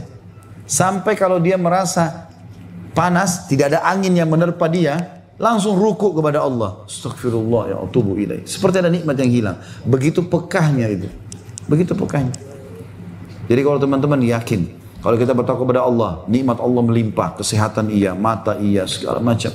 Coba renungi teman-teman, kalau betul teteskan air mata, ternyata nikmatnya Allah besar. Syukur kepada Allah SWT. Dalam hadis yang lain disebutkan juga masih sama dari Thauban. Tadi Thauban radhiyallahu anhu sahabat Nabi dan dia adalah maula Rasulullah SAW. Dia mantan budak Nabi yang dibebaskan. Dia juga mengatakan bahwasanya Nabi SAW bersabda, yushiku an tatada'a alaikumul umama min kulli ufuq kama tada'al akalatu ala qas'atiha. Qulna ya Rasulullah, amin killatin bina yawma idin. Qala antum yawma idin kathir walakinnakum gutha'un ka gutha'is sail. Tunza'ul mahabatu min qulubi aduwikum wa yuj'alu fi qulubikumul wahan. Qalu wa mal wahan? Qala hubbud dunya wa karahiyatil maut. Hampir-hampir umat-umat lain menyerbu kalian dari berbagai penjuru. Seperti halnya orang-orang yang kelaparan menyerbu piring besar berisi makanan. Kami bertanya, apakah jumlah kami sedikit pada saat itu ya Rasulullah? Dari Nabi SAW mengatakan nanti akan datang satu zaman, kalian umat Islam dikeroyoki oleh orang-orang. Sampai diperebutkan harta kalian, diperebutkan segala macam kedudukan kalian. Maka para sahabat mengatakan, ya Rasulullah, waktu itu jumlah kami sedikit. Kenapa para sahabat tanya begini? Karena di zaman Nabi SAW jumlah mereka sedikit, tapi musuh-musuh pada takut. Dulu umat Islam cuma di Madinah. Madinah kota kecil, sampai sekarang pun masih kota kecil, gitu kan. Tapi subhanallah musuh takut. Lalu kata Nabi SAW, tidak. Pada waktu itu justru jumlah kalian sangat banyak. Kayak kita sekarang. Umat Islam mayoritas umat manusia di muka bumi. Tapi kalian seperti buih yang mengikuti aliran air. Pernah lihat buih ya? Kayak busa. Kalau air asin di laut, maka dia terbawa dengan ombak. Nggak ada kekuatannya. Jumlah kalian banyak tapi kalian seperti buih yang mengikuti aliran air. Rasa gentar dicabut oleh Allah dari hati musuh-musuh kalian. Dan hati kalian ditimpa wahan. Para sahabat bertanya, apa yang dimaksud dengan wahan ya Rasulullah? Kata Nabi SAW, cinta dunia dan benci kematian. Kalau yang sudah ada, nggak ada lagi berpikir akhirat. Setiap ketemu orang yang dijadikan target, saya dapat manfaat apa dari orang ini? Bukan saya dapat pahala apa yang saya bisa bantukan di balik sistem kapitalis yang ada di otaknya. Saya berteman sama orang, dapat apa saya dari orang ini? Kalau tidak dapat ditinggalkan. Gak ada lagi ukhuwah, gak ada lagi berkorban, ithar, mendahulukan orang lain yang dipuji-puji dalam Al-Quran. Gak ada lagi. Pada umat Islam dianjurkan begitu ketemu orang, pahala apa yang saya dapat dari orang ini? Apa yang bisa saya bantukan? Gak ada balasan, gak ada pamrih. Karena mengejar pahala dari orang-orang. Tapi itu terbalik semuanya, subhanallah. Maka kalau sudah masuk cinta dunia berlebihan dan benci kematian, sebagian ulama mengatakan benci jihad, tidak mau membela agama. Tapi di sini lafadznya adalah membenci kematian. Maka pada saat itu Allah akan cabut rasa segan dari musuh-musuh kalian. Lihat ya bagaimana umat Islam dibantai di Myanmar ya. Saya lihat cuplikan, nggak masuk di akal saya ada manusia seperti itu. Dipenggal lehernya, diperkosa, dipotong kakinya, luar biasa, dibakar. Lebih parah lagi, dagingnya dicopot-copotin, dimakan. Ini manusia dari mana orang-orang itu? Sama sukunya, sama wilayahnya gitu kan, hanya karena mereka umat Islam. Tapi tidak ada umat Islam maksimal bicara, nggak boleh tuh Myanmar gini-gini. Ini kalau di zaman Nabi, zaman Abu Bakar, Umar, Uthman, Ali sudah selesai, pasukan udah menghilangkan tuh Myanmar, gitu kan. Sudah selesai ceritanya.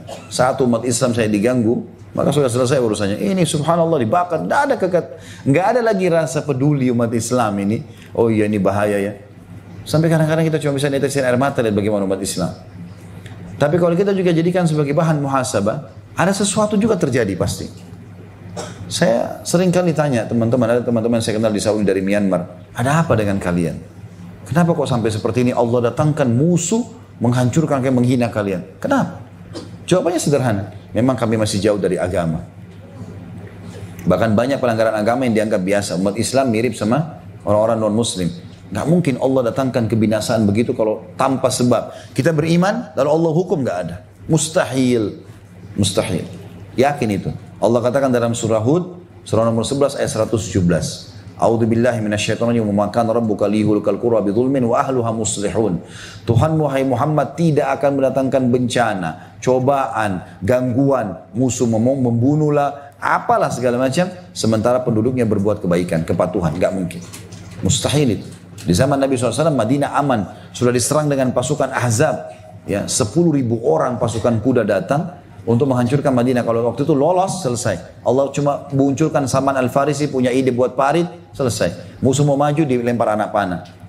45 hari mereka kepung Madinah, mereka dihantam dengan angin, tinggal. Waktu itu, mereka bubar. Waktu itu, kalau seandainya mereka lolos, habislah Madinah. Secara hitung-hitungan manusia, pasukan militer 10.000 semua pasukan kuda. Ini mirip dengan tank kalau sekarang. Udah hancur Madinah, tapi Allah selamatkan.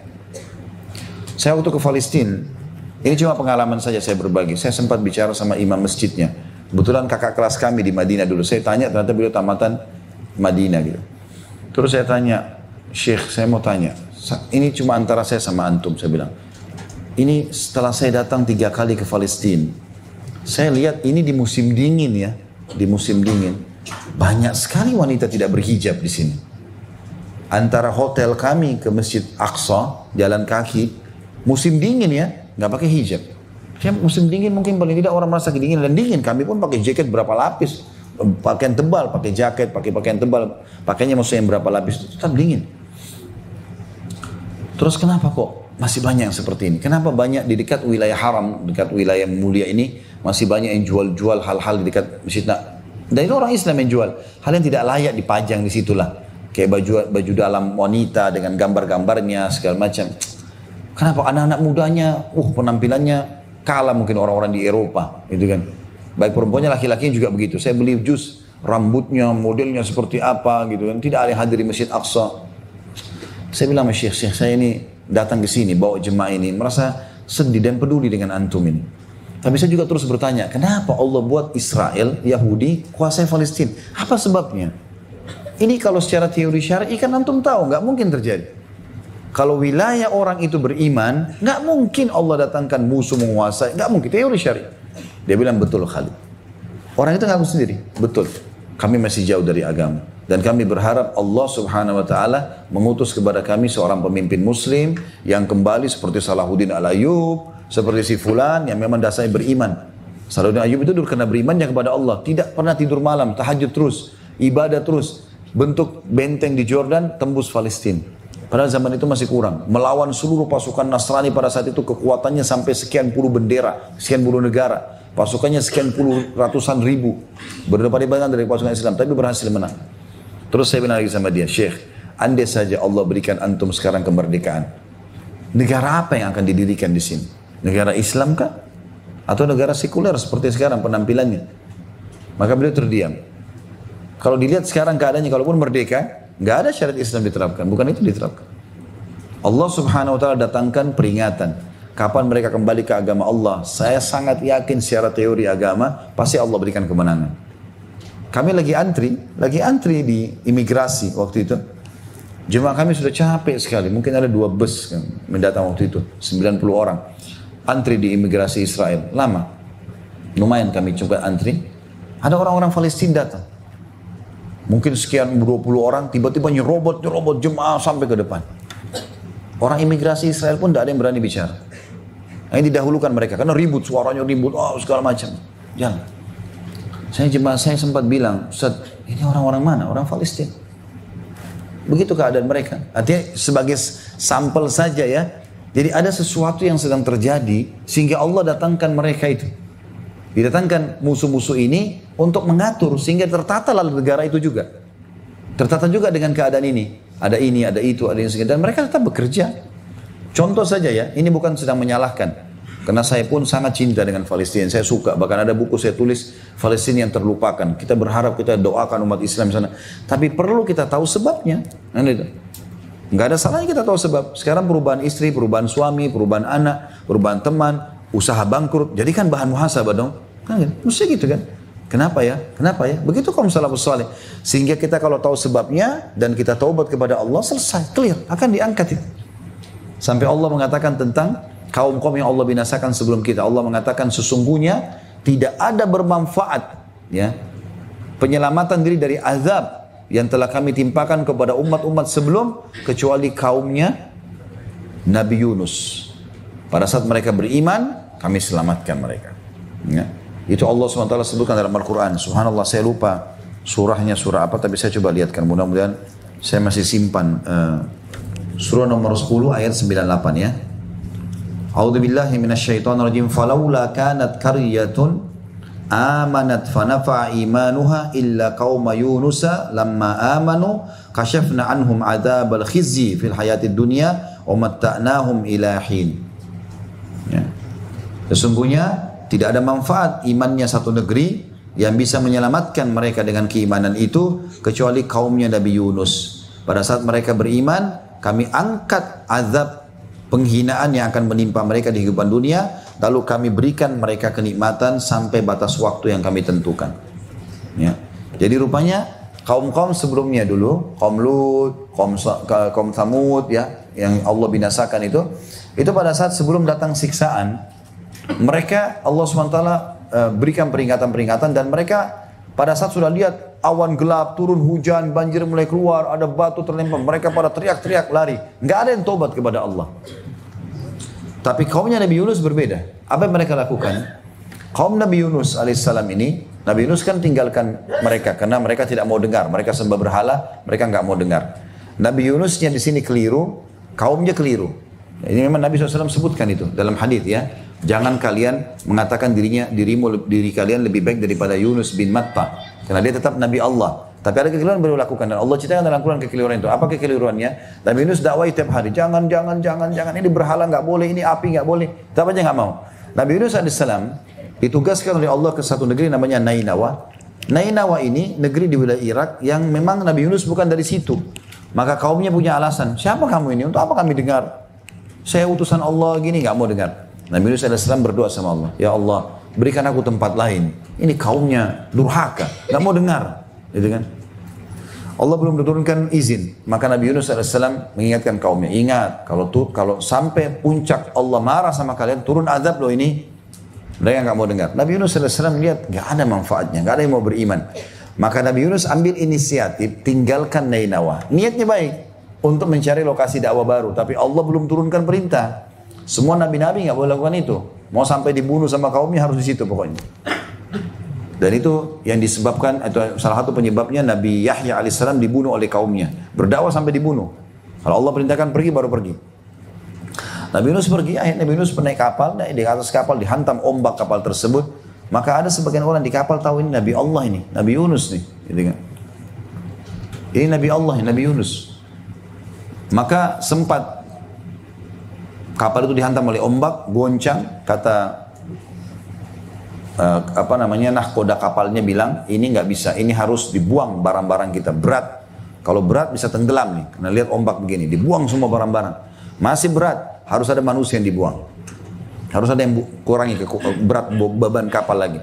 Maka diundilah nama-nama pada saat itu. Sementara langit guntur segala macam ombak. Mereka buru-buru diundi. Keluar nama Nabi Yunus. Tuh keluar nama Nabi Yunus. Sebagian orang yang kenal dia mengatakan, ini Nabi Allah nggak mungkin. Ganti aja undi lagi, gitu kan? Kalau keluar nama selain Nabi Yunus, kita siap. Siapapun bisa siap membuang dirinya ke laut. Diundi 1 kali, 2 kali, sampai 10 kali nama Nabi Yunus keluar terus. Maka Nabi Yunus akhirnya sadar mengatakan, ini peringatan dari Allah. Saya salah meninggalkan Nainawa. Sebelum ada perintah Allah. Maka dia begitu naik di pinggir kapal, mau loncat, ikan paus datang telan dia. Baik, selesai. Nabi Yunus AS punya kisah sendiri, nanti dikeluarkan dari mulut hewan ikan itu setelah dia bertaubat kepada Allah. Tapi yang jelas, Nainawa waktu itu, waktu Nabi Yunus tinggalkan, Nabi Yunus dihukum sama Allah, kaumnya dihukum juga. Hukumannya apa? Mulai gelap langit, hujan turun, air sudah mulai keluar, kacau semuanya nih. Azabnya Allah sudah mulai datang, satu negeri itu. Gitu kan? Jumlah penduduknya disebutkan dalam Al-Quran lebih dari 100.000 orang. Maka pada saat azab itu sudah mulai kelihatan semuanya, orang pada berlarian, pemimpin wilayah itu, kayak kita rajanya lah, berakal dia. Dia langsung naik ke tempat bangunan tinggi lalu dia teriak, wahai kaumku, tenang, jangan ada yang lari lagi. Nggak ada gunanya, lari sekarang kena. Orang lihat rajanya, berhenti semuanya. Ini sementara air sudah basahi kaki mereka nih. Berhenti semua. Ini menurut saya yang disampaikan oleh Nabi Yunus. Sudah diingatkan kita, azabnya Allah datang. Kita kan tidak mau beriman kepada Tuhannya Yunus. Sekarang kita coba, lari percuma, tidak ada gunanya. Sekarang kita sujud semuanya, menyatakan iman kepada Tuhannya Yunus, Allah. Kita nyatakan taubat kita kepada Allah. Kita lihat hasilnya. Maka semuanya sujud. Satu negeri waktu itu, 100.000 orang sujud. Menyatakan iman kepada Allah. Tiba-tiba langitnya jadi terang. Airnya turun semua. Maka berimanlah mereka semuanya. Dan Nabi Yunus pun waktu itu bertobat kepada Allah di mulut ikan paus. Allah muntahkan, dia kembali lagi ke Nainawa, ternyata sudah beriman. Lalu mereka diberikan kenikmatan oleh Allah SWT. Jadi kalau datang peringatan-peringatan Allah, jangan tambah buat maksiat. Taubat, kembali ke jalan Allah. Datang demam, flu, hujan, banjir, taubat kepada Allah. Kuncinya itu sebenarnya. Ya. Kemudian dikatakan juga di dalam Musnad Imam Ahmad, ini di jilid 5 halaman 278. Dari Anas bin Malik radhiyallahu anhu, dia mengatakan bahwa Rasulullah SAW bersabda, "Lamma urija bi marartu bi qaumin lahum azfarun min nuhasin yakhmishuna biha wujuhahum wa sudurahum. Faqultu man haula'i ya Jibril? Qala haula'i alladziina yakuluna luhuman nasi wa yaka'una fi a'radihim." Jadi tadi sudah selesai tentang masalah cinta dunia dan takut kematian, sudah kita berikan contoh-contohnya. Sekarang contoh yang lain Ibnu Qayyim kasih. Kata Nabi SAW, ketika aku dinaikkan ke langit pada peristiwa Isra dan Mi'raj, aku melihat satu kaum atau diperlihatkan satu kaum memiliki kuku dari tembaga. Kuku mereka dari besi, tembaga yang tajam-tajam, gitu kan. Lalu mereka mencakari, naudzubillah, muka-muka dan dada-dada mereka sendiri sampai hancur dengan kuku tersebut. Lantas aku bertanya, siapa mereka wahai Jibril? Maka Jibril alaihissalam menjawab, mereka adalah orang-orang yang memakan daging manusia atau berbuat ghibah dan menodai kehormatan mereka. Hadits ini menjelaskan kepada kita salah satu yang menjadi penyebab azab Allah SWT datang di kuburan, ini siksa kubur, adalah orang yang suka menggibah. Dan menggibah adalah sengaja masuk ke wilayah orang lain, bukan urusan dia. Kenapa fulan ini pakai baju coklat, kenapa itu pakai baju biru, kenapa pakai baju hitam, pusing dengan keadaan orang. Kenapa si fulan beli mobil merek itu, kenapa dia harus cat pagarnya ini, pusing dengan keadaan orang. Akhirnya menceritakan itu kepada orang lain. Ghibah itu sesuatu yang dianggap aib dan ada pada orang itu dasarnya.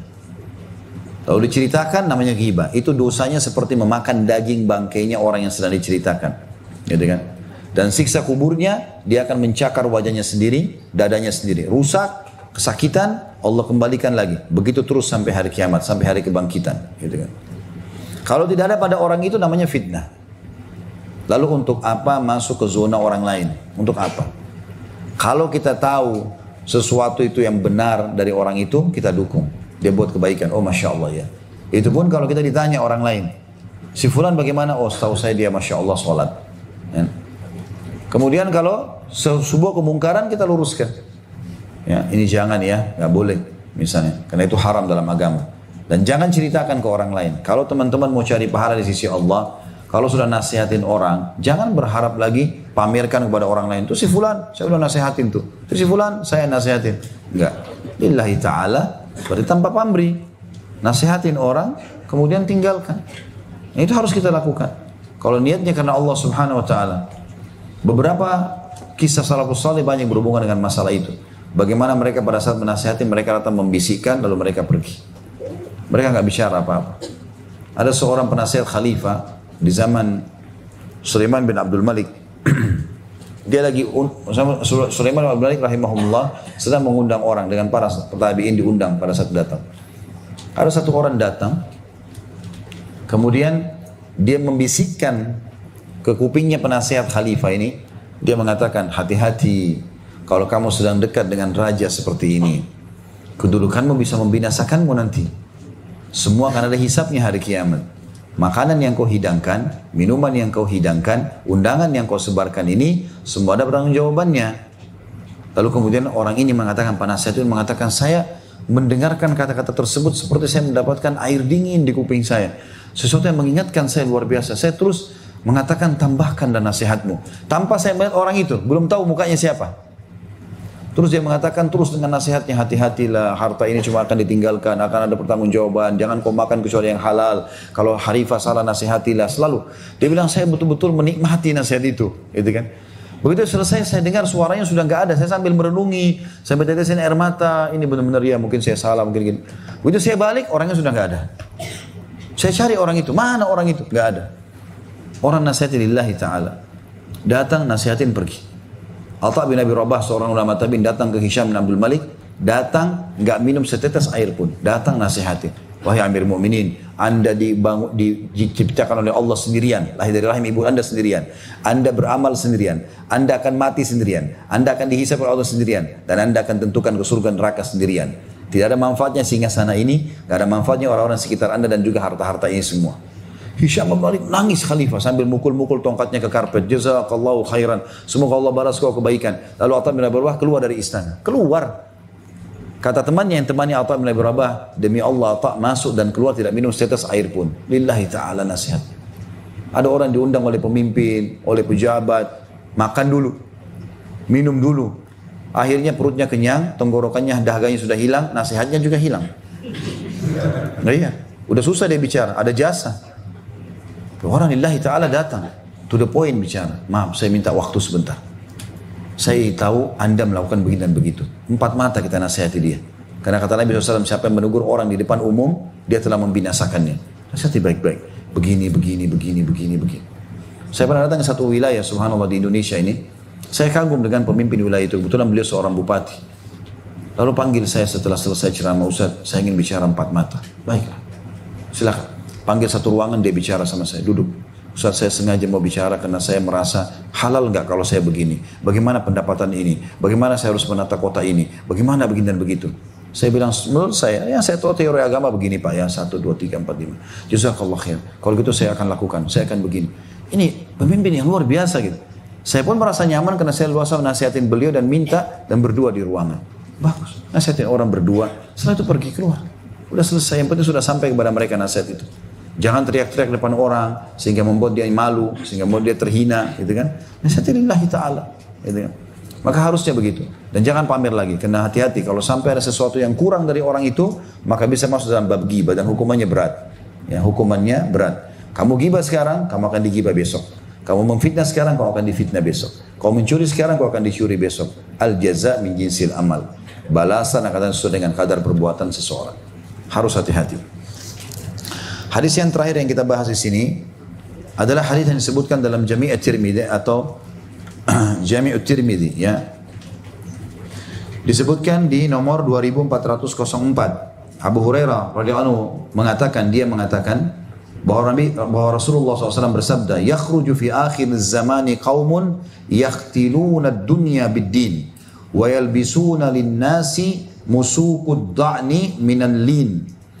Alsinatuhum ahla minas sukkar wa qulubuhum qulubudz dhi'ab. Yaqulu Allah azza wa jal, abiya ya'tarrun wa alayya yajtari'un fabi halaftu la ab'athanna ala ulaika fitnatan tada'ul halima fiha hayrana.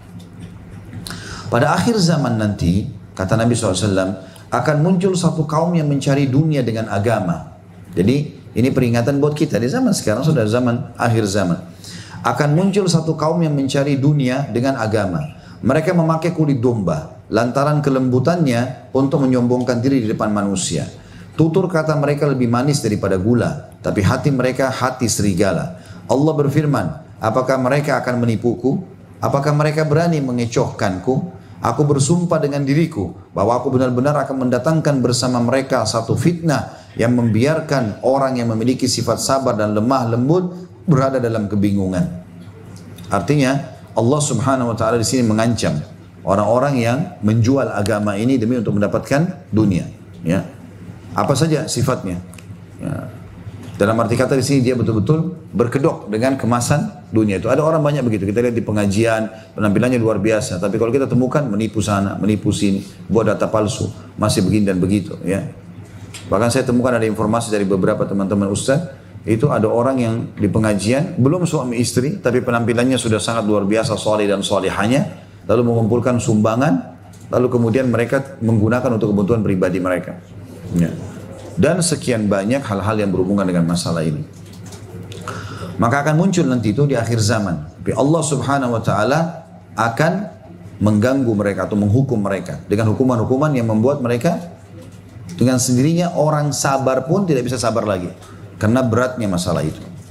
Juga dalam riwayat Ibnu Abi Dunya dari Ja'far bin Muhammad dari ayahnya, dari kakeknya, dia mengatakan bahwa Ali pernah bertutur, akan datang satu zaman atau satu masa ketika manusia akan datang satu masa kepada manusia ketika tidak tersisa lagi dari Islam selain namanya, juga dari Al-Quran melainkan hanya tulisannya. Masjid-masjid kaum muslimin pada saat itu sangat megah, namun kosong dari petunjuk. Para ulama mereka adalah seburuk-buruk orang yang terdapat di bawah langit. Fitnah pun muncul dari mereka dan kembali kepada mereka. Ya, artinya ini peringatan dari Ali bin Abi Thalib apa yang beliau sampaikan tentang akhir zaman. Sudah banyak orang dari orang-orang yang memeluk agama ini, ya, kemudian mereka menjadi tokoh-tokoh dalam agama, malah mereka memperjualkan dunia atau agama ini untuk dunianya. Ya, dalam arti kata di sini mereka menunggangi itu untuk kepentingan mereka. Dinukil kepada kami kisah, ada seseorang yang mengisahkan dari Mesir, kisah Mesir. Ada seorang dai berceramah. Dia berceramah dan dia punya retorika yang sangat bagus sampai membuat jemaahnya pada nangis. Masalah sedekah. Sedekahlah gini-gini segala macam. Orang semua hanya mau sedekah. Termasuk yang hadir anaknya sendiri dalam masjid itu. Anaknya nangis-nangis juga dengar ceramah ayahnya. Begitu ayahnya pulang, dia bilang pulang di rumah, anaknya lagi ngumpulin bajunya, segala macam mau sedekah, kena motivasi dari ayahnya. Lalu dia tanya, ayahnya tanya, yang penceramahnya bilang, mau apa ini anak? Dia bilang, saya mau sedekah. Tadi kan ayah ceramah tentang sedekah. Dia bilang, enggak, itu untuk mereka, bukan buat kita. Artinya itu saya nasihatin orang-orang, kamu enggak usah ikut-ikutan. Gitu kan? Berapa banyak orang sekarang, titelnya maaf, agama, sarjana agama, segala macam. Ngaji enggak bisa, ya. Bekerja juga hanya sekedar kejar dunia. Ya, sogokan masih diterima dan segala macam pelanggaran terjadi. Kadang-kadang teman-teman satu kalimat yang terucapkan mungkin bisa jadi nasihat perbaikan, gitu kan? Kita nggak tahu demi untuk kebaikan ke depan. Kalau memang kita membawa nama agama, ya sudah bawa agama. Pakaian kita ini harus sama dengan hati kita. Kapan kita sudah pakai kopiah, pakai jilbab, Islam lah kelihatan. Jangan malah, makanya Allah SWT beri fitrah begini, pakai jilbab tapi dia buat pelanggaran. Misalnya dia pacaran di depan umum, misalnya. Orang masih lihat, pakai jilbab ya. Tapi kok begitu? Orang nilai karena itu ada pakaian kebaikan di situ. Dia sekalian tidak pakai hijab mungkin lain, gitu kan? Maka itu terjadi aneh. Nah, ini yang dimaksudkan oleh Ali bin Abi Thalib. Akan datang nanti zaman seperti itu. Tapi banyak orang subhanallah menjadi faham agama lalu menonjollah di pemerintah, kemudian tiba-tiba pemerintah berbuat zalim pun dia tidak mau tahu. Tutup mata udah. Kenapa? Karena diberikan jabatan sebagai ini, diberikan uang seperti itu, proyek seperti ini, menjual agamanya untuk dunianya. Ini gak boleh sama sekali. Sama sekali. Subhanallah, Salamah bin Dinar rahimahullah. Sehingga saya namanya beliau. Kalau bukan ada ulama yang lain. Salah satunya dia atau Tawus. Ya, pernah ada saya bahas itu di beberapa ceramah di YouTube. Tapi pernah satu waktu dia tahu khalifah ini agak sombong orangnya. Dia tahu agak sombong. Dia mau nasihati. Gimana caranya nasihati khalifah ini? Orang-orang semua pada datang menghormati, segan kalau mau bicara, dikasih uang jadi diam, gitu kan? Dia ulama Rabbani, dia memang ulama yang mau berikan nasihat yang baik, memperbaiki, baik pemimpin, baik semua berarti yang lainnya. Maka subhanallah, khalifah lagi ada di kemahnya mewah gitu, terus pakai karpet, orang semua masuk pakai sepatunya gitu. Biasalah kayak kita masuk di istana presiden atau lainnya masuk. Maka orang-orang juga kalau panggil, wahai Amir Mukminin, gitu kan, dipanggil lah gitu. Terus disebutkanlah julukan-julukannya, wahai Abu Fulan, semoga Allah panjangkan umur anda, puji-puji pemimpinnya. Orang ini subhanallah masuk, dia sengaja nih, dia masuk, dia buka sendalnya, dia buka sepatunya. Orang semua pakai sepatu, dia tidak. Tapi dia ulama ini, ada sesuatu yang dia inginkan, ada pesan yang dia ingin sampaikan. Maka khalifah sudah mulai terganggu ini. Kok misalnya kita punya tamu, orang pada datang, semua pakai sepatu, yang satu pegang. Nggak mau pakai sepatunya. Terus semua orang bilang, wahai Amir Mukminin Abu Fulan, dipuji-pujilah, semoga Allah. Dia enggak. Dia sebutkan namanya khalifah itu. Wahai Fulan, Assalamualaikum. Disebut namanya. Dia enggak bilang Amir Mukminin, dia enggak kasih julukan gitu kan. Maka akhirnya khalifah tanya dia. Saya mau tanya, semua orang masuk ke dalam majelis pakai sepatu, kenapa kau buka sepatunya? Semua orang panggil saya dengan julukan, kenapa kau panggil nama saya? Maka dia mau kasih nasihat, karena dia tahu khalifah ada kesombongannya, dia ingin nasihat. Dia bilang apa? Dia bilang, saya masuk wahai Amir Mukminin sehari 5 kali di rumah raja yang sebenarnya, Allah, masjid, saya buka sendal. Anda cuma raja dunia, apa salahnya kalau saya buka sendal? Jadi dia bukan mau menghina ya, tapi dia ingin meluruskan. Nggak ada ketakutannya sama sekali untuk menasihati khalifah. Salah ya salah gitu loh. Tapi dia punya cara untuk menasihatin. Dan Anda perlu tahu, di dalam Al-Quran, Allah memanggil nabi-nabinya dengan nama.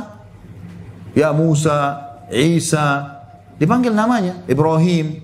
Dan Allah memanggil musuh-musuhnya sama julukan. Abu Lahab, ya, Fir'aun, itu kan julukan. Maka saya memanggil nama Anda karena saya hormati Anda. Padahal sebenarnya niatnya menyinggung. Setelah itu khalifah terdiam, baru menyadari, lalu kemudian beliau pamit, Assalamualaikum, pulang. Enggak minum, enggak makan di situ, keluar. Orang lillahi ta'ala menyampaikan. Ada ulama-ulama subhanallah seperti itu. Atha bin Abi Rabah pernah di musim haji, kedatangan Sulaiman bin Abdul Malik. Ini khalifah yang sangat disegani waktu itu. Tapi dia sangat soleh. Di musim haji, keluar peraturan pemerintah Islam pada saat itu. Khilafah Islami yang besar. Setengah dunia dikuasai pada saat itu. Gak boleh memberikan fatwa di musim haji kecuali Atha bin Abi Rabah. Gak boleh yang lain, cuma dia saja. Karena yang Atha bin Abi Rabah ulama yang tidak pernah salah atau salah sedikit sekali. Kesalahan terjadi pada orang, tapi karena dia sangat jeli sekali. Maka waktu sudah selesai tawaf segala macam, Sulaiman bin Abdul Malik sama beberapa anak-anaknya dikatakan dalam kisah-kisah sampai mereka tuh saking besarnya nikmat Allah. Wajah-wajah mereka sampai dibaratkan seperti bulan, mereka tampan, bersih, karena nikmat Allah banyak. Dan dia soleh, dia selalu peduli dengan para ulama. Lalu dia mengatakan pada pengawalnya, mana sahabat kalian? Maksudnya mana ulama kita nih, si Atha? Mereka bilang di kemahnya Amir Mukminin, lagi menjawab fatwa para muslimin yang sedang haji. Kata dia, saya mau ketemu. Kata para pengawalnya, kami panggil? Enggak usah, kata Sulaiman, biar saya ke kemahnya.